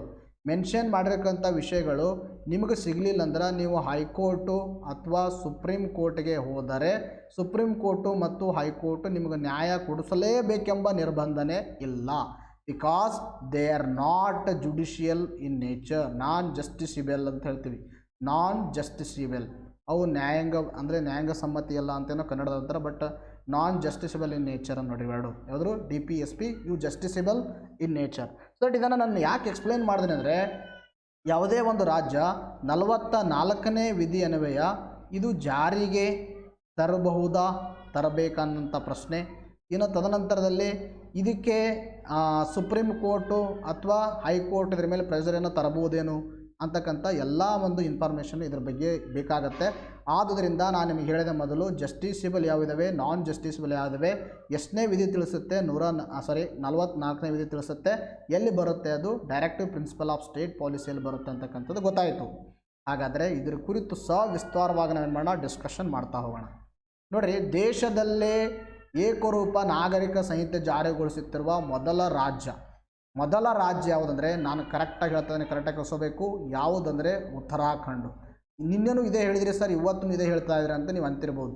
ಎಕ್ಸಾಕ್ಟ್ಲಿ ರೈಟು. ದೇಶದಲ್ಲಿ ಮೊದಲ ಬಾರಿಗೆ ಏಕರೂಪ ನಾಗರಿಕ ಸಂಹಿತೆಯನ್ನು ಜಾರಿಗೆ ತರ್ತಕ್ಕಂಥ ರಾಜ್ಯ ಯಾವುದು, ತರಲು ಮುಂದಾಗಿರುವ ರಾಜ್ಯ ಯಾವುದಂದರೆ ಅದು ಉತ್ತರಾಖಂಡು. ಹಾಗಾದರೆ ಗೋವಾದಲ್ಲಿ ಇದೆಯಲ್ಲ ಸರ್ ಅಂತ ಪ್ರಶ್ನೆ ಕೇಳ್ಬೋದು. That is a different matter, we will explain later. ಅದರ ಬಗ್ಗೆ ನಿಮಗೆ ನಾನು ಕ್ಲಾರಿಫಿಕೇಷನನ್ನು ಕೊಡ್ತೀನಿ. ಬಟ್ ಇದು ಗೊತ್ತಿರಬೇಕು, ದೇಶದಲ್ಲೇ ಮೊದಲ ಬಾರಿಗೆ ಜಾರಿಗೊಳಿಸ್ತಕ್ಕಂಥ ರಾಜ್ಯ ಅಂದರೆ ಉತ್ತರಾಖಂಡ್ ಮುಂದಾಗಿದೆ. ಹಾಗಾದರೆ ಈ ಒಂದು ಕಾನೂನು ಆಯೋಗ ಹೇಳಿದ್ದೇನು, ನಮಗಿದು ಏಕರೂಪ ನಾಗರಿಕ ಸಂಹಿತೆ ಬಗ್ಗೆ ನಿನ್ನೆ ಹೇಳಿದ್ದೆ. ಏನಪ್ಪ ಅಂದರೆ ಹಿಂದೂಗಳಿಗೆ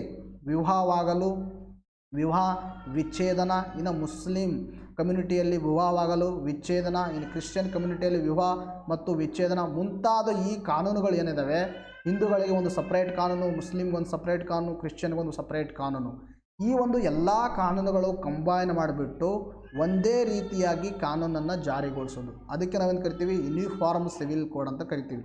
ಈ ಯೂನಿಫಾರ್ಮ್ ಸಿವಿಲ್ ಕೋಡನ್ನು ಜಾರಿಗೆ ತರಬೇಕಾ ತರಬಾರ್ದು, ತಂದರೆ ಎಷ್ಟು ಒಳ್ಳೆಯದು, ತರಲಿಲ್ಲ ಅಂದರೆ ಎಷ್ಟು ಒಳ್ಳೆಯದು ಅಂತಕ್ಕಂಥ ಪ್ರಶ್ನೆಗಳು ಬರುತ್ತೆ. ಇದು ನಿಮ್ಮ ಅಭಿಪ್ರಾಯ ಅಲ್ಲ, ಕಾನೂನು ಆಯೋಗ, ಅರ್ಥ ಆಯ್ತಾ, ಲಾ ಕಮಿಷನ್ ಇದಕ್ಕೆ ಒಂದು ಅಭಿಪ್ರಾಯವನ್ನು ಪಟ್ಟಿದೆ.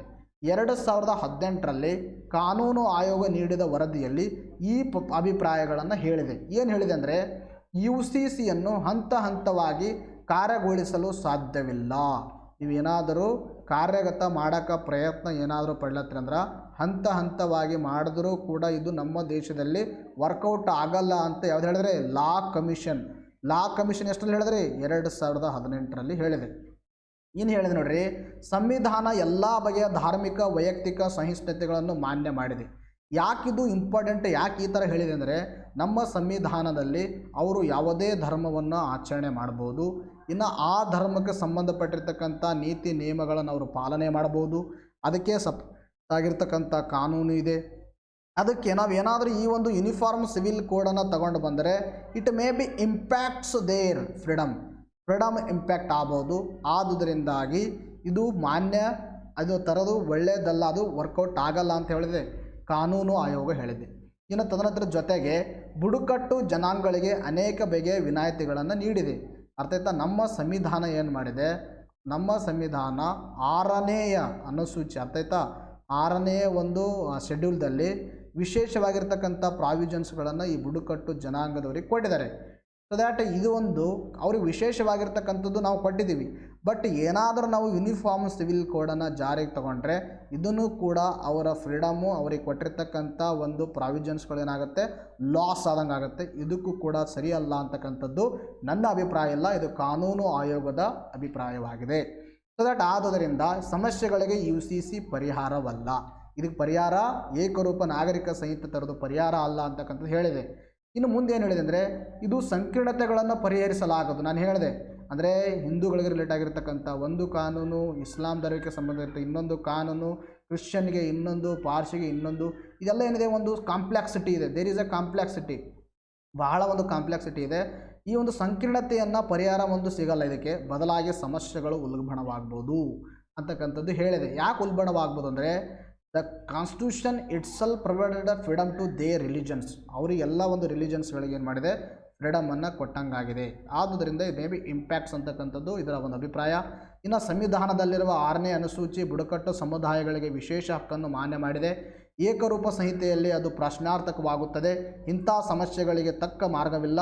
ಏಕರೂಪ ನಾಗರಿಕ ಸಂಹಿತೆಗೆ ಜಾರಿಗೊಳಿಸಲಾಗದು ಎಂದು ಅಂತಕ್ಕಂಥದ್ದು ಇದು ನಿಮಗೇನಪ್ಪ ಅಂದರೆ ಕಾನೂನು ಆಯೋಗ ಅರ್ಥ ಆಯ್ತಾ, ಲಾ ಕಮಿಷನ್ 2018ರಲ್ಲಿ ಅಭಿಪ್ರಾಯವನ್ನು ಪಟ್ಟಿದೆ. ಇದನ್ನು ನಾನು ಯಾಕೆ ಹೇಳಿದ್ದೇನೆ ಅಂದರೆ you have to use in KS mains. KS ಮೇನ್ಸಲ್ಲಿ ಇದನ್ನು ಪಡೆದು ನೀವು ರೈಟಿಂಗ್ ಮಾಡ್ಬೋದು. ಅಥವಾ ನಿಮಗೆ PSI ಎಕ್ಸಾಮಲ್ಲಿ ನಿಮಗೆ ಏನು ಕೇಳ್ಬೋದು, essay ಕೇಳ್ಬೋದು. ಸೊ ದ್ಯಾಟ್ ಆ essay ಸಮಯದಲ್ಲಿ ನೀವು ಇಂಥ ಪಾಯಿಂಟ್ಸ್ಗಳನ್ನು ಅಲ್ಲಿ ಕೋಟಿಂಗ್ ಮಾಡೋದ್ರಿಂದ you can get a more weightage to your answer. ಗೊತ್ತಾಯ್ತಾ, ಇದು ಕಾನೂನು ಆಯೋಗ ಇದು. ಹಾಗಾದರೆ ಇನ್ನು ನಾನು ಈಗಾಗಲೇ ಹೇಳಿದೆ ಭಾರತ ಸಂವಿಧಾನದಲ್ಲಿ ಇದರ ಬಗ್ಗೆ ಎಲ್ಲಿ ಮೆನ್ಷನ್ ಮಾಡಿದರೆ ವಿಧಿ 44ರಲ್ಲಿ ಮೆನ್ಷನ್ ಮಾಡಿದೆ. ಏನಂತ ಮಾಡಿದರೆ, ಭಾರತ ಭೂ ಪ್ರದೇಶದಾದ್ಯಂತ ಎಲ್ಲ ನಾಗರಿಕರಿಗೂ ಅನ್ವಯವಾಗುವಂಥ ಏಕರೂಪದ ನಾಗರಿಕ ಸಂಹಿತೆ ಸ್ಥಾಪಿಸಲು ಸರ್ಕಾರ ಯತ್ನಿಸಬೇಕು ಎಂದು ತಿಳಿಸುತ್ತದೆ. ಅರ್ಥ ಆಯ್ತಾ, ನಮ್ಮ ಸಂವಿಧಾನದ 44ನೇ ವಿಧಿ ಏನು ಹೇಳುತ್ತಂದರೆ ಸರ್ಕಾರ ಏನು ಮಾಡಬೇಕಂದ್ರೆ ಭಾರತದಾದ್ಯಂತ ಇಡೀ ದೇಶದಾದ್ಯಂತ ಯೂನಿಫಾರ್ಮ್ ಸಿವಿಲ್ ಕೋಡನ್ನು ಜಾರಿಗೆ ತರಬೇಕು ಅಂತ ಹೇಳುತ್ತೆ. ಬಟ್ ಆದರೆ ಇದೇನು ಹೇಳುತ್ತಂದರೆ ಇದರ ಉದ್ದೇಶ ದುರ್ಬಲ ಸಮುದಾಯ ವಿರುದ್ಧ ನಡೆಯಬಹುದಾದ ತಾರತಮ್ಯವನ್ನು ಪರಿಹರಿಸುವುದು ಮತ್ತು ದೇಶಾದ್ಯಂತ ವೈವಿಧ್ಯಮಯ ಸಂಸ್ಕೃತಿ ಗುಂಪುಗಳನ್ನು ಸಾಮರಸ್ಯಗೊಳಿಸಬೇಕು. ಇದು ಹಾನಿ ಮಾಡಬಾರ್ದು, ನಮ್ಮ ಸಂಸ್ಕೃತಿಯನ್ನು ಹಾನಿ ಮಾಡಬಾರ್ದು, ಇನ್ನು ದುರ್ಬಲ ವರ್ಗಗಳನ್ನು ಹಾನಿ ಮಾಡಬಾರ್ದು. ಆ ರೀತಿಯಲ್ಲಿ ನೀವು ಈ ಒಂದು ಕಾನೂನನ್ನು ಜಾರಿಗೊಳಿಸಬೇಕಂತ 44ನೇ ವಿಧಿ ತಿಳಿಸುತ್ತೆ. ಅರ್ಥ ಆಯ್ತಾ, ಯೂನಿಫಾರ್ಮ್ ಸಿವಿಲ್ ಕೋಡ್. ನೋಡಿರಿ, ಸಂವಿಧಾನದ ರಚನಾ ಸಭೆಯಲ್ಲೂ ಕೂಡ ಇದರ ಮಾತು ಎದ್ದಿತ್ತು. ಅವಾಗಲೂ ಕೂಡ ಯೂನಿಫಾರ್ಮ್ ಸಿವಿಲ್ ಕೋಡ್ ಬಗ್ಗೆ ಡಾಕ್ಟರ್ BR ಅಂಬೇಡ್ಕರ್ ಅವರಿಗೆ ಒಂದು ಪ್ರಶ್ನೆಯನ್ನು ಕೇಳಿದಾಗ ಡಾಕ್ಟರ್ BR ಅಂಬೇಡ್ಕರ್ ಅವರು ಕೂಡ ಇದೇ ಒಂದು ಉತ್ತರವನ್ನು ಕೊಟ್ಟಿರ್ತಾರೆ. ಯಾಕಂದರೆ ಆ ಸಮಯದಲ್ಲಿ ಭಾರತ ಇಂಥ ಸ್ಥಿತಿಯಲ್ಲಿತ್ತಂದರೆ ಆವಾಗ ನಮ್ಮ ಒಂದು ಅಲ್ಲಿ ಮೆಚ್ಯೂರ್ ಆಗಿರ್ತಕ್ಕಂಥ ಒಂದು ಕಮ್ಯುನಿಟಿ ಅಂದರೆ ನಮ್ಮ ಒಂದು ಜನಾಂಗ, ನಮ್ಮದು ಒಂದು ರಿಜಿಡ್ ಸಿಸ್ಟಮ್ ಇತ್ತು. ರಿಜಿಡ್ ಕ್ಯಾಸ್ಟ್ ಸಿಸ್ಟಮನ್ನು ನಾವು ಜಸ್ಟ್ ಹೊರಗೆ ಬಂದಿದ್ದೀವಿ. ಆ ಸಮಯದಲ್ಲಿ it is not well and good ಅಂತಕ್ಕಂಥದ್ದು ಅಭಿಪ್ರಾಯಪಟ್ಟಿದ್ರು ಯಾರು, ಡಾಕ್ಟರ್ BR ಅಂಬೇಡ್ಕರ್ ಅವರು. ಆದುದರಿಂದ ಇದನ್ನು ಮೂಲಭೂತ ಹಕ್ಕುಗಳಲ್ಲಿ ಇಡಲಿಲ್ಲ ಅವರು. ಮೂಲಭೂತ ಹಕ್ಕುಗಳಲ್ಲಿ ಇಟ್ಟಿದ್ರೆ ಇದು ಕಂಪಲ್ಸರಿಯಾಗಿ ಏನು ಮಾಡಬೇಕಾಗಿತ್ತು, ಸರ್ಕಾರ ಜಾರಿಗೊಳಿಸಲೇಬೇಕಾಗಿತ್ತು. ಆದ್ದರಿಂದ ಇದನ್ನು ಎಲ್ಲಿ ಇಟ್ಟಿದ್ದಾರೆ, ಮುಂದೆ ಬರ್ತಕ್ಕಂಥ ಸಮಯದಲ್ಲಿ ಯಾವುದೇ ಸರ್ಕಾರ ಇದನ್ನು ಜಾರಿಗೆ ತರಬೇಕು ಅಂತಕ್ಕಂಥದ್ದು ಅಭಿಪ್ರಾಯದಿಂದಾಗಿ ಇದನ್ನು ರಾಜ್ಯ ನಿರ್ದೇಶಕ ತತ್ವಗಳಲ್ಲಿ 44ನೇ ವಿಧಿಯಡಿಯಲ್ಲಿ ಇಟ್ಟಿದ್ದಾರೆ. ಇಷ್ಟು ಫ್ಯಾಕ್ಟ್ಗಳು ತಮ್ಮ ತಲೆಯಲ್ಲಿ ಇರಬೇಕು. ಹಾಗಾದರೆ ಇನ್ನು ಸುಪ್ರೀಂ ಕೋರ್ಟು ಕೂಡ ಇದರ ಬಗ್ಗೆ ಸೂಚನೆಯನ್ನು ಕೊಟ್ಟಿದೆ. ಏನು ಕೊಟ್ಟಿದೆ ಅಂದರೆ 1985ರಲ್ಲಿ ಶಾಬನೂ ಪ್ರಕರಣವನ್ನು ಇತ್ಯರ್ಥಗೊಳಿಸುವ ಸಂದರ್ಭದಲ್ಲಿ ಧಾರ್ಮಿಕ ಪ್ರಭೇದಗಳನ್ನು ಮೀರಿ ದೇಶಕ್ಕೆ ಒಂದು ಸಮಾನ ನೀತಿ ಅಗತ್ಯವಿದೆ ಎಂದು ಕೂಡ ಅಭಿಪ್ರಾಯವನ್ನು ಪಟ್ಟಿದೆ. ಅರ್ಥ ಆಯ್ತಾ, ಕಾನೂನು ಆಯೋಗ ದಟ್ ಈಸ್ ನಾಟ್ ಗುಡ್ ಅಂತ ಹೇಳಿದೆ. ಬಟ್ ಈ ಒಂದು ಪ್ರಕರಣದಲ್ಲಿ, ಶಾಬನೂ ಪ್ರಕರಣದಲ್ಲಿ ಸುಪ್ರೀಂ ಕೋರ್ಟು ಕೂಡ ಏನು ಹೇಳಿದೆ ಅಂದರೆ ನಮ್ಮ ಒಂದು ಭಾರತದಲ್ಲಿ ವಿವಿಧತೆಯಲ್ಲಿ ಏಕತೆ ಇರತಕ್ಕಂಥ ನಮ್ಮ ದೇಶದಲ್ಲಿ ಎಲ್ಲ ಧರ್ಮಗಳನ್ನು ಮೀರಿಬಿಟ್ಟು ದೇಶದಲ್ಲಿ ಒಂದು ಸಮಾನವಾದ ಒಂದು ನೀತಿಯನ್ನು ತರಬೇಕು ಅಂತಕ್ಕಂಥದ್ದು ಸುಪ್ರೀಂ ಕೋರ್ಟು ಕೂಡ ಇದರ ಬಗ್ಗೆ ಅಭಿಪ್ರಾಯವನ್ನು ಪಟ್ಟಿದೆ. ಬಟ್ ವೇಟ್ ಆ್ಯಂಡ್ ಸಿ, ಈ ಒಂದು ಉತ್ತರಾಖಂಡು ಏನು ಮಾಡಿದೆ, ಒಂದು ಕಮಿಟಿಯನ್ನು ಎಸ್ಟಾಬ್ಲಿಷ್ಮೆಂಟ್ ಮಾಡಿದೆ. ಯಾವ ಥರ ಅದನ್ನು ಇಂಪ್ಲಿಮೆಂಟೇಷನ್ ಮಾಡ್ಬೋದು, ಯಾವ ಥರ ಅದನ್ನು ಜಾರಿಗೆ ತರಬೇಕು, ಇದನ್ನು ನಾವೆಲ್ಲರೂ ವೇಟ್ ಆ್ಯಂಡ್ ಸಿ, ಕಾದು ನೋಡಬೇಕಾಗಿರ್ತಕ್ಕಂಥ ವಿಚಾರವಾಗಿದೆ. ಇಫ್ ಸಪೋಸ್ ಏನಾದರೂ ಉತ್ತರಾಖಂಡ್ ಜಾರಿಗೆ ತಂದರೆ that is well and good, it's become a model to all states. ಎಲ್ಲ ಸ್ಟೇಟ್ಗಳಿಗೆ ಏನಾಗುತ್ತೆ, ಮಾದರಿ ಆಗ್ಬೋದು. ಹಾಗಾದರೆ ನೋಡಿರಿ, ರಾಜ್ಯಗಳು UCC ಜಾರಿಗೆ ತರಲು ಸಾಧ್ಯವಾ ಅಂತಕ್ಕಂಥ ಪ್ರಶ್ನೆ. ಇಟ್ ಮೇ ಬಿ ಕರ್ನಾಟಕ ಆಗಿರ್ಬೋದು, ಈಗ ಏನು ಮಾಡ್ತಾ ಇದೆ ಉತ್ತರಾಖಂಡ್ ಜಾರಿಗೆ ತರ್ತಾ ಇದೆ. ಇನ್ನು ನೆಕ್ಸ್ಟು ಯಾವುದೋ ಇನ್ನೊಂದು ರಾಜ್ಯನ ಜಾರಿಗೆ ತರ್ಬೋದು, ಅಂತಕ್ಕಂಥ ರಾಜ್ಯ. ಸೊ ದ್ಯಾಟ್ ಆವಾಗ ರಾಜ್ಯಗಳಿದಾಗ ಜಾರಿಗೆ ತರಕ್ಕೆ ಸಾಧ್ಯ ಅದನ್ನು ಅಂತಕ್ಕಂಥ ಪ್ರಶ್ನೆ. ನೋಡಿರಿ, UCC ರಾಜ್ಯ ನಿರ್ದೇಶಕ ತತ್ವಗಳ ಅಡಿಯಲ್ಲಿ ಬರುತ್ತೆ. ನಾನು ಈಗಲೇ ಹೇಳಿದ್ರೆ ಈ ಬಗ್ಗೆ ಕೇಂದ್ರ ಸರ್ಕಾರ ಕಾನೂನು ಮಾಡಬಹುದು. ಇದರ ಬಗ್ಗೆ ಕೇಂದ್ರ ಸರ್ಕಾರ ಕಾನೂನು ಮಾಡಬಹುದು. Because D P S P ಏನು ಮಾಡುತ್ತಂದರೆ ಇವೇನು ಮಾಡುತ್ತಂದರೆ ಕೇಂದ್ರ ಸರ್ಕಾರ ಮತ್ತು ರಾಜ್ಯ ಸರ್ಕಾರಗಳಿಗೆ ಏನು ಮಾಡ್ತಾವ್ರಿ ಸೂಚನೆಯನ್ನು ನೀಡ್ತವ. ಸೂಚನೆ ಯಾವ ಥರ ನೀಡ್ತಾವಂದರೆ ನೀವೇನಾದರೂ ಇವನ್ನು ಇಂಪ್ಲಿಮೆಂಟೇಷನ್ ಮಾಡಲಿಲ್ಲ ಅಂದರೆ ಜನಕ್ಕೆ ಕೊಡ್ತಕ್ಕಂಥ ಒಂದು ಸೌಲಭ್ಯ ಏನೇನು ಮೆನ್ಷನ್ ಮಾಡಿದೆ ಅದನ್ನು ಕೊಡಲಿಲ್ಲ ಅಂದರೆ ಮುಂದೆ ನಿಮಗೆ ಇಲೆಕ್ಷನಲ್ಲಿ ಜನ ಇದಕ್ಕೇನು ಮಾಡ್ತಾರೆ ರಿಯಾಕ್ಷನನ್ನು ತೋರಿಸ್ತಾರೆ ಅಂತಕ್ಕಂಥದ್ದು ಇವು ಸರ್ಕಾರಕ್ಕೆ ಸೂಚನೆಯನ್ನು ನೀಡ್ತಾರೆ. ಎನಿಹಾವ್ ಈ ಕೇಂದ್ರ ಸರ್ಕಾರ ಇದರ ಬಗ್ಗೆ ಕಾನೂನನ್ನು ಮಾಡಬಹುದು. It has the power. ಇನ್ನು ರಾಜ್ಯಗಳು ಕೂಡ ಕಾನೂನನ್ನು ರೂಪಿಸಿದರೂ ಕೂಡ ಅದಕ್ಕೆ ರಾಷ್ಟ್ರಪತಿಯ ಸಮ್ಮತಿ ಇರಲೇಬೇಕು. This fact is very important. You have to be remember that. ಅಂದರೆ ಉತ್ತರಾಖಂಡಿಗೆ ಜಾರಿಗೆ ತಂದರೆ ಉತ್ತರಾಖಂಡ್ ಏನು ಮಾಡಬೇಕಾಗತ್ತೆ ಆ ಬಿಲ್ಲನ್ನು ಆ ಮಸೂದೆಯನ್ನು it has to be governor ಅಲ್ಲಿನ ಗವರ್ನರು ಅದು ಏನು ಮಾಡಬೇಕಾಗುತ್ತೆ ರಿಸರ್ವ್ ಮಾಡಬೇಕಾಗತ್ತೆ. ಎದರಿಗೋಸ್ಕರ ಈ ಒಂದು ರಾಷ್ಟ್ರಪತಿಯವರಿಗೋಸ್ಕರ ಅಂತಕ್ಕಂಥದ್ದು ತಮ್ಮ ತಲೆಯಲ್ಲಿ ಇರಬೇಕು. ಇನ್ನು ನಿನ್ನೆ ನೀವು ಎಲ್ಲರಿಗೆ ಸ್ವಲ್ಪ ಕನ್ಫ್ಯೂಸ್ ಆಗಿತ್ತು ಏನಂದರೆ ಗೋವಾದ ಮಾದರಿ ಸಂಹಿತೆ. ನಾನು ಇದನ್ನು ಹೇಳಕ್ಕೆ ಹೋಗ್ತಾ ಇದ್ದೀನಿ, ಕರೆಕ್ಟಾಗಿ ಕೇಳಿಸಬೇಕು ನೋಡಿರಿ. ಯಾವ ಥರ ಈ ಉತ್ತರಾಖಂಡು ಇವಾಗ ಏನು ಮಾಡ್ತಾ ಇದೆ ಪ್ರಯತ್ನವನ್ನು ಮಾಡ್ತಾ ಇದೆ ಅಲ್ಲ ಯೂನಿಫಾರ್ಮ್ ಸಿವಿಲ್ ಕೋಡನ್ನು ಜಾರಿಗೆ ತರೋಕ್ಕೆ. ಗೋವಾ ರಾಜ್ಯದಲ್ಲಿ ಗೋವಾ ಸಿವಿಲ್ ಕೋಡ್ ಅಂತಕ್ಕಂಥದ್ದು ಗೋವಾ ಸಿವಿಲ್ ಕೋಡಲ್ ಎಂದು ಕರೆಯಲಾಗುವ ಒಂದು ಏಕರೂಪ ನೀತಿ ಸಂಹಿತೆಯನ್ನು ಅನುಸರಿಸುತ್ತಿದೆ. ಆಲ್ರೆಡಿ ಗೋವಾದಲ್ಲಿ ಇದೆ ಇದು, ಅರ್ಥ ಆಯ್ತಾ? ಹಾಗಾದರೆ ಸರ್ ಇದು ಗೋವಾ ಮೊದಲ ರಾಜ್ಯ ಆಗಬೇಕಲ್ಲ ಅಂತಕ್ಕಂಥ ಪ್ರಶ್ನೆಯನ್ನು ನಿಮ್ಮ ತಲೆಯಲ್ಲಿದೆ. ನೋಡಿರಿ, ಗೋವಾ ನಮಗಾರ ಗೊತ್ತಿರುವ ಹಾಗೆ ಗೋವಾ ಎಷ್ಟಪ್ಪ ಅಂದ್ರೆ ನಾವು ಯಾರಿಂದ ತೊಗೊಂಡೇವೆ ಹೇಳ್ರಿ ಪೋರ್ಚುಗೀಸರಿಂದ ಗೋವಾವನ್ನು ನಾವು ವಶಪಡಿಸ್ಕೊಂಡಿವಿ. ಇದು ವಶಪಡಿಸಿಕೊಂಡಾಗ ನೋಡ್ರಿ ಭಾರತದಲ್ಲಿ ಸ್ವತಂತ್ರ ಬಂದಾಗೂ ಕೂಡ ಪೋರ್ಚುಗೀಸರ ಮೇಲೆ ಆಳ್ವಿಕೆ ಇತ್ತು. ಆವಾಗ ಪೋರ್ಚುಗೀಸರು ಏನು ಮಾಡಿದ್ರು ಒಂದು ಕಾನೂನನ್ನು ತಂದಿದ್ರು ಅವರು. ಆ ಕಾನೂನು ಯಾವ ಥರ ಇತ್ತಂದರೆ ಇದು ಏಕರೂಪ ನಾಗರಿಕ ಸಂಹಿತೆ ಥರನೇ ಇತ್ತು. ಬಟ್ ಇದು ಭಾರತದವರು ಜಾರಿಗೆ ತಂದದ್ದಲ್ಲ. ನಾವು ಹೊಸದಾಗಿ ಇದು ಗೋವಾಯನ್ನು ಜಾರಿಗೆ ತಂದದ್ದಲ್ಲ. ಅಂದರೆ ಭಾರತಕ್ಕೆ ಯಾವಾಗ ಒಂದು ಒಕ್ಕೂಟಕ್ಕೆ ಸೇರ್ಕೋತ ನೋಡ್ರಿ, ಒಕ್ಕೂಟಕ್ಕೆ ಸೇರ್ಕೊಂಡ ಬಳಕ ಹೊಸದಾಗಿ ತಂದದ್ದಲ್ಲ. ಇದು ಮೊದಲ ಪೋರ್ಚುಗೀಸರು ಇಲ್ಲಿ ತಗೊಂಡು ಬಂದಿರತಕ್ಕಂಥ ಇದು ಕಾನೂನು. ಇದು ಅದನ್ನು ಮುಂದುವರಿಸ್ಕೊಂಡು ಹೋಗ್ತಾ ಇದ್ದೀವಿ. It is not A Goa, ಅರ್ಥ ಆಯ್ತಾ? ಆದುದರಿಂದ ಗೋವಾ ಮೊದಲ ರಾಜ್ಯ ಅಂತ ನೀವು ಹೇಳಬಾರ್ದು. ಅರ್ಥಾತ್ ಉತ್ತರಾಖಂಡ್ ಜಾರಿಗೆ ತಂದರೆ ಉತ್ತರಾಖಂಡ್ ಇದೇನಾಗುತ್ತೆ ಮೊದಲ ರಾಜ್ಯವಾಗುತ್ತೆ. ಇದೆಲ್ಲರ ತಲೆಯಲ್ಲಿ ಇರಬೇಕು.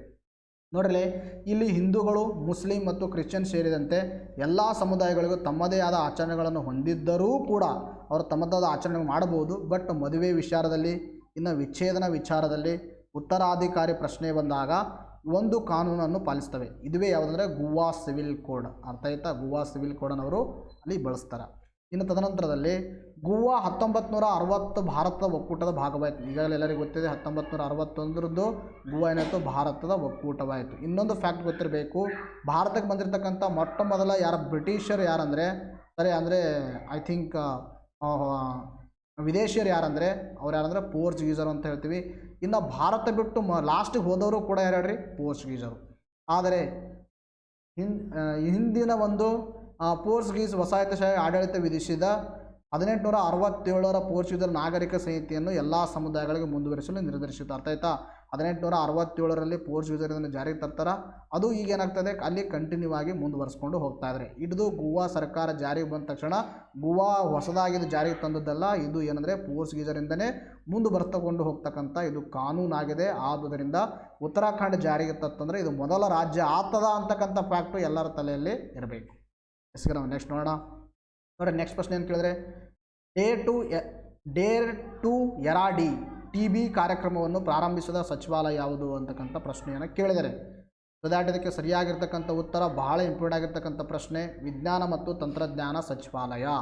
ನೋಡಿ, ಯಾಕೆ ಪ್ರಶ್ನೆಯನ್ನು ಕೇಳಲಾಗಿತ್ತಂದರೆ TBಯ ನಿರ್ಮೂಲನೆ ಮಾಡಲು ವಿಜ್ಞಾನ ಮತ್ತು ತಂತ್ರಜ್ಞಾನ ಸಚಿವಾಲಯವು ಜೈವಿಕ ತಂತ್ರಜ್ಞಾನ ಇಲಾಖೆಯಿಂದ ಡೇರ್ ಟು ಎರಾಡಿ TB ಹೆಸರಿನ ದತ್ತಾಂಶ ಚಾಲಿತ ಸಂಶೋಧನಾ ಕಾರ್ಯಕ್ರಮವನ್ನು ಪ್ರಾರಂಭಿಸಿದೆ. ಅರ್ಥ ಆಯ್ತಾ? ಡೇರ್ ಟು ಎರಾಡಿ TB ಅಂತಕ್ಕಂಥ ಇದು ಕಾರ್ಯಕ್ರಮ. ಈ ಕಾರ್ಯಕ್ರಮವನ್ನು ಜಾರಿಗೊಳಿಸ್ತಕ್ಕಂಥ ಸಚಿವಾಲಯ ಅಂದರೆ ಜೈವಿಕ ತಂತ್ರಜ್ಞಾನ ಇಲಾಖೆ. ಆದರೆ ಈ ಇಲಾಖೆ ಯಾವ ಸಚಿವಾಲಯದ ಅಡಿಯಲ್ಲಿ ಬರುತ್ತೆ? ವಿಜ್ಞಾನ ಮತ್ತು ತಂತ್ರಜ್ಞಾನ ಸಚಿವಾಲಯದ ಅಡಿಯಲ್ಲಿ ಬರುತ್ತೆ. ಇನ್ನೊಂದು ವಿಶ್ವ TB ದಿನದ ಸಂದರ್ಭದಲ್ಲಿ ಏನು ಮಾಡಲಾಗಿದೆ ಈ ಕಾರ್ಯಕ್ರಮವನ್ನು ಪ್ರಾರಂಭ ಮಾಡಿದ್ದಾರೆ ಅಂತಕ್ಕಂಥದ್ದು ಗೊತ್ತಿರಬೇಕು. ಇನ್ನು ಸುಮಾರು ಜನಕ್ಕೆ ಒಂದು ಡೌಟ್ ಇದೆ. ಏನು ಡೌಟ್ ಅಂದರೆ ನಾನು ಈಗಾಗಲೇ ಪ್ರೀವಿಯಸ್ ವಿಡಿಯೋದಲ್ಲಿ ಕ್ಲಿಯರ್ ಮಾಡಿದ್ದೀನಿ. ನೋಡಿರಿ, ವರ್ಲ್ಡ್ ನಾವು ತೆಗೆದುಕೊಂಡಾಗ TB ಮುಕ್ತ ವಿಶ್ವ ಟಿ ಬಿ ಮುಕ್ತ ವಿಶ್ವ ಯಾವಾಗ ಮಾಡಬೇಕಂತ ಗುರಿ ಇದೆ? ಸಸ್ಟೈನೇಬಲ್ ಡೆವಲಪ್ಮೆಂಟ್ ಗುರಿ ಪ್ರಕಾರ 2030. ಅರ್ಥ ಆಯ್ತಾ? ವಿಶ್ವದಲ್ಲಿ ಟಿ ಬಿ ಮುಕ್ತ ಮಾಡೋದು 2030 ಟಾರ್ಗೆಟ್ ಇಟ್ಕೊಂಡಿದ್ದಾರೆ. ಇನ್ನು ಭಾರತದಲ್ಲಿ ಟಿ ಬಿ ಮುಕ್ತ ಭಾರತ ಟಾರ್ಗೆಟ್ ಎಷ್ಟಂದರೆ 2025. This fact is very important. ನಾನು ಈಗಾಗಲೇ ಪ್ರೀವಿಯಸ್ ವಿಡಿಯೋದಲ್ಲಿ ಕೂಡ ಕ್ಲಿಯರ್ ಮಾಡಿದ್ದೀನಿ. ಸುಮಾರು ಜನ ಕಮೆಂಟ್ ಮಾಡ್ತಾಯಿದ್ರು, ಆದ್ದರಿಂದ ನಾನು ಇನ್ನೊಂದು ಬಾರಿ ಎಕ್ಸ್ಪ್ಲೈನ್ ಮಾಡಿದ್ದೀನಿ. ಎಲ್ಲರ ತಲೆಯಲ್ಲಿ ಇರಬೇಕು. ಇಸಿಗೆ ನಾವು ನೆಕ್ಸ್ಟ್ ಒಂದನೇ ನೋಡೋಣ. ನೋಡಿ ಏನು ಕೇಳಿದರೆ, ನಾಗಾಲ್ಯಾಂಡದಿಂದ ರಾಜ್ಯಸಭೆಗೆ ಆಯ್ಕೆಗೊಂಡ ಮೊದಲ ಮಹಿಳೆ ಯಾರು ಅಂತಕ್ಕಂಥ ಪ್ರಶ್ನೆ ಕೇಳಿದರೆ, ನೋಡಿ ಸರಿಯಾಗಿರ್ತಕ್ಕಂಥ ಉತ್ತರ ಇದಕ್ಕೆ ಎಸ್ ಪಂಗ್ವಾಂಗ್ ಕೊನ್ಯಾಕು. ನೋಡಿದರೆ ಹೆಸರು ಒಂದು ಸ್ವಲ್ಪ ವಿಚಿತ್ರವಾಗಿದೆ. ಇನ್ನು ಕ್ರಿಪ್ಟೋ ಕರೆನ್ಸಿ ಮೇಲೆ ಶೇಕಡ ಎಷ್ಟು ತೆರಿಗೆ ವಿಧಿಸಲು ಕೇಂದ್ರ ಸರ್ಕಾರ ನಿರ್ಧರಿಸಿದೆ? It is well and good 30%. ಇನ್ನು ತದನಂತರದಲ್ಲಿ ಯಾವ ದಿನದಂದು ಜಗದ್ಗುರು ರೇಣುಕಾಚಾರ್ಯ ಜಯಂತಿಯನ್ನು ಆಚರಿಸಲಾಗುತ್ತಂದರೆ ಮಾರ್ಚ್ 16ರಂದು. This fact is also very important. ಇನ್ನು ಭಾರತೀಯ ಬ್ಯಾಡ್ಮಿಂಟನ್ ಸಂಸ್ಥೆ ಅಧ್ಯಕ್ಷರಾಗಿ ನೇಮಕಗೊಂಡವರು ಯಾರಂದರೆ ಹೇಮಂತ್ ಬಿಶ್ವಾ ಶರ್ಮಾ ಅವರು. ಇನ್ನು 44ನೇ ವಿಶ್ವ ಚೆಸ್ ಒಲಿಂಪಿಯಾಡ್ ಯಾವ ನಗರದಲ್ಲಿ ನಡೆಯುತ್ತಿದೆ ಅಂತಕ್ಕಂಥ ಪ್ರಶ್ನೆ ಕೇಳಿದರೆ ಚೆನ್ನೈದಲ್ಲಿ ನಡೀತಾ ಇದೆ. ನೋಡಿದ 2013 ಬಳಿಕ ಭಾರತ ಆಯೋಜಿಸುತ್ತಿರ್ತಕ್ಕಂಥದ್ದು ಇದು. ಅರ್ಥ ಗೊತ್ತಿರಬೇಕು. 44ನೇ ವಿಶ್ವ ಚೆಸ್ ಚಾಂಪಿಯನ್ ಅಂತಕ್ಕಂಥದ್ದು ಚೆನ್ನೈದಲ್ಲಿ ನಡೀತಾ ಇದೆ. ಇಷ್ಟು ಫ್ಯಾಕ್ಟ್ಗಳೆಲ್ಲ ತಮ್ಮ ತಲೆ ಇರಬೇಕು. ಸೊ ದ್ಯಾಟ್ ಯಾರು ನ್ಯೂವರ್ಸ್ ಇದ್ದೀರಿ, ಯಾರು ತೊಗೊಂಡಿಲ್ಲ, you can contact this number and take a notes and revise it again and again. I am telling you, ನಾನು ನಿಮಗೆ ಪ್ರೀವಿಯಸ್ ವೀಡಿಯೋಗಳಲ್ಲಿ ಎಲ್ಲವೂ ಹೇಳಿದ್ದೀನಿ, ಯಾವ್ಯಾವ ಒಂದು ಎಕ್ಸಾಮಲ್ಲಿ ಯಾವ ಥರ ಪ್ರಶ್ನೆಗಳು ಬಂದಿದ್ದಾವೆ ಅಂತಕ್ಕಂಥದ್ದು. ಬಟ್ ಆದ್ದರಿಂದಾಗೆ ನಿಮಗೆ ಬೇಕಾದರೆ ನೀವು ನೋಟ್ಸ್ಗೆ ಈ ನಂಬರಿಗೆ ಕಾಂಟ್ಯಾಕ್ಟ್ ಮಾಡಿ ನೋಟ್ಸ್ ಪಡ್ಕೋಬೋದು. ಬಟ್ ಅದಕ್ಕೆ ಚಾರ್ಜ್ ಆಗುತ್ತೆ. ಎಲ್ಲ PDF ಫಾರ್ಮೆಟಲ್ಲಿರುತ್ತೆ. ಆಮೇಲೆ ನಿಮಗೆ ಎಷ್ಟಂದರೆ 15 ದಿವಸ 20 ಆಗುತ್ತೆ. ಸೊ ದ್ಯಾಟ್ ನಿಮಗೆಲ್ಲ ಬೇಕಂದರೆ you can pay 340 and get all notes and revise once again. And ನಿಮಗೆ ಕ್ವಶನ್ ಪೇಪರ್ ಬೇಕಂದರೂ ಕೂಡ ಯಾವುದಂದರೆ subject wise economics, physical geography and world geography ಮತ್ತು ನಿಮಗೆ GK question paper with key answer ಬೇಕಂದರೆ ನೀವು ನಂಬರಿಗೆ ಕಾಂಟ್ಯಾಕ್ಟ್ ಮಾಡಿ ಕೂಡ ಪಡ್ಬೋದು ಅಂತಕ್ಕಂಥ ಹೇಳುತ್ತಾ ಇವತ್ತಿನ ವಿಡಿಯೋನ ಮುಗಿಸೋಣ. ಮತ್ತೆ ಮುಂದಿನ ವಿಡಿಯೋದಲ್ಲಿ ಭೇಟಿಯಾಗೋಣ. Thank you friends, take care, bye.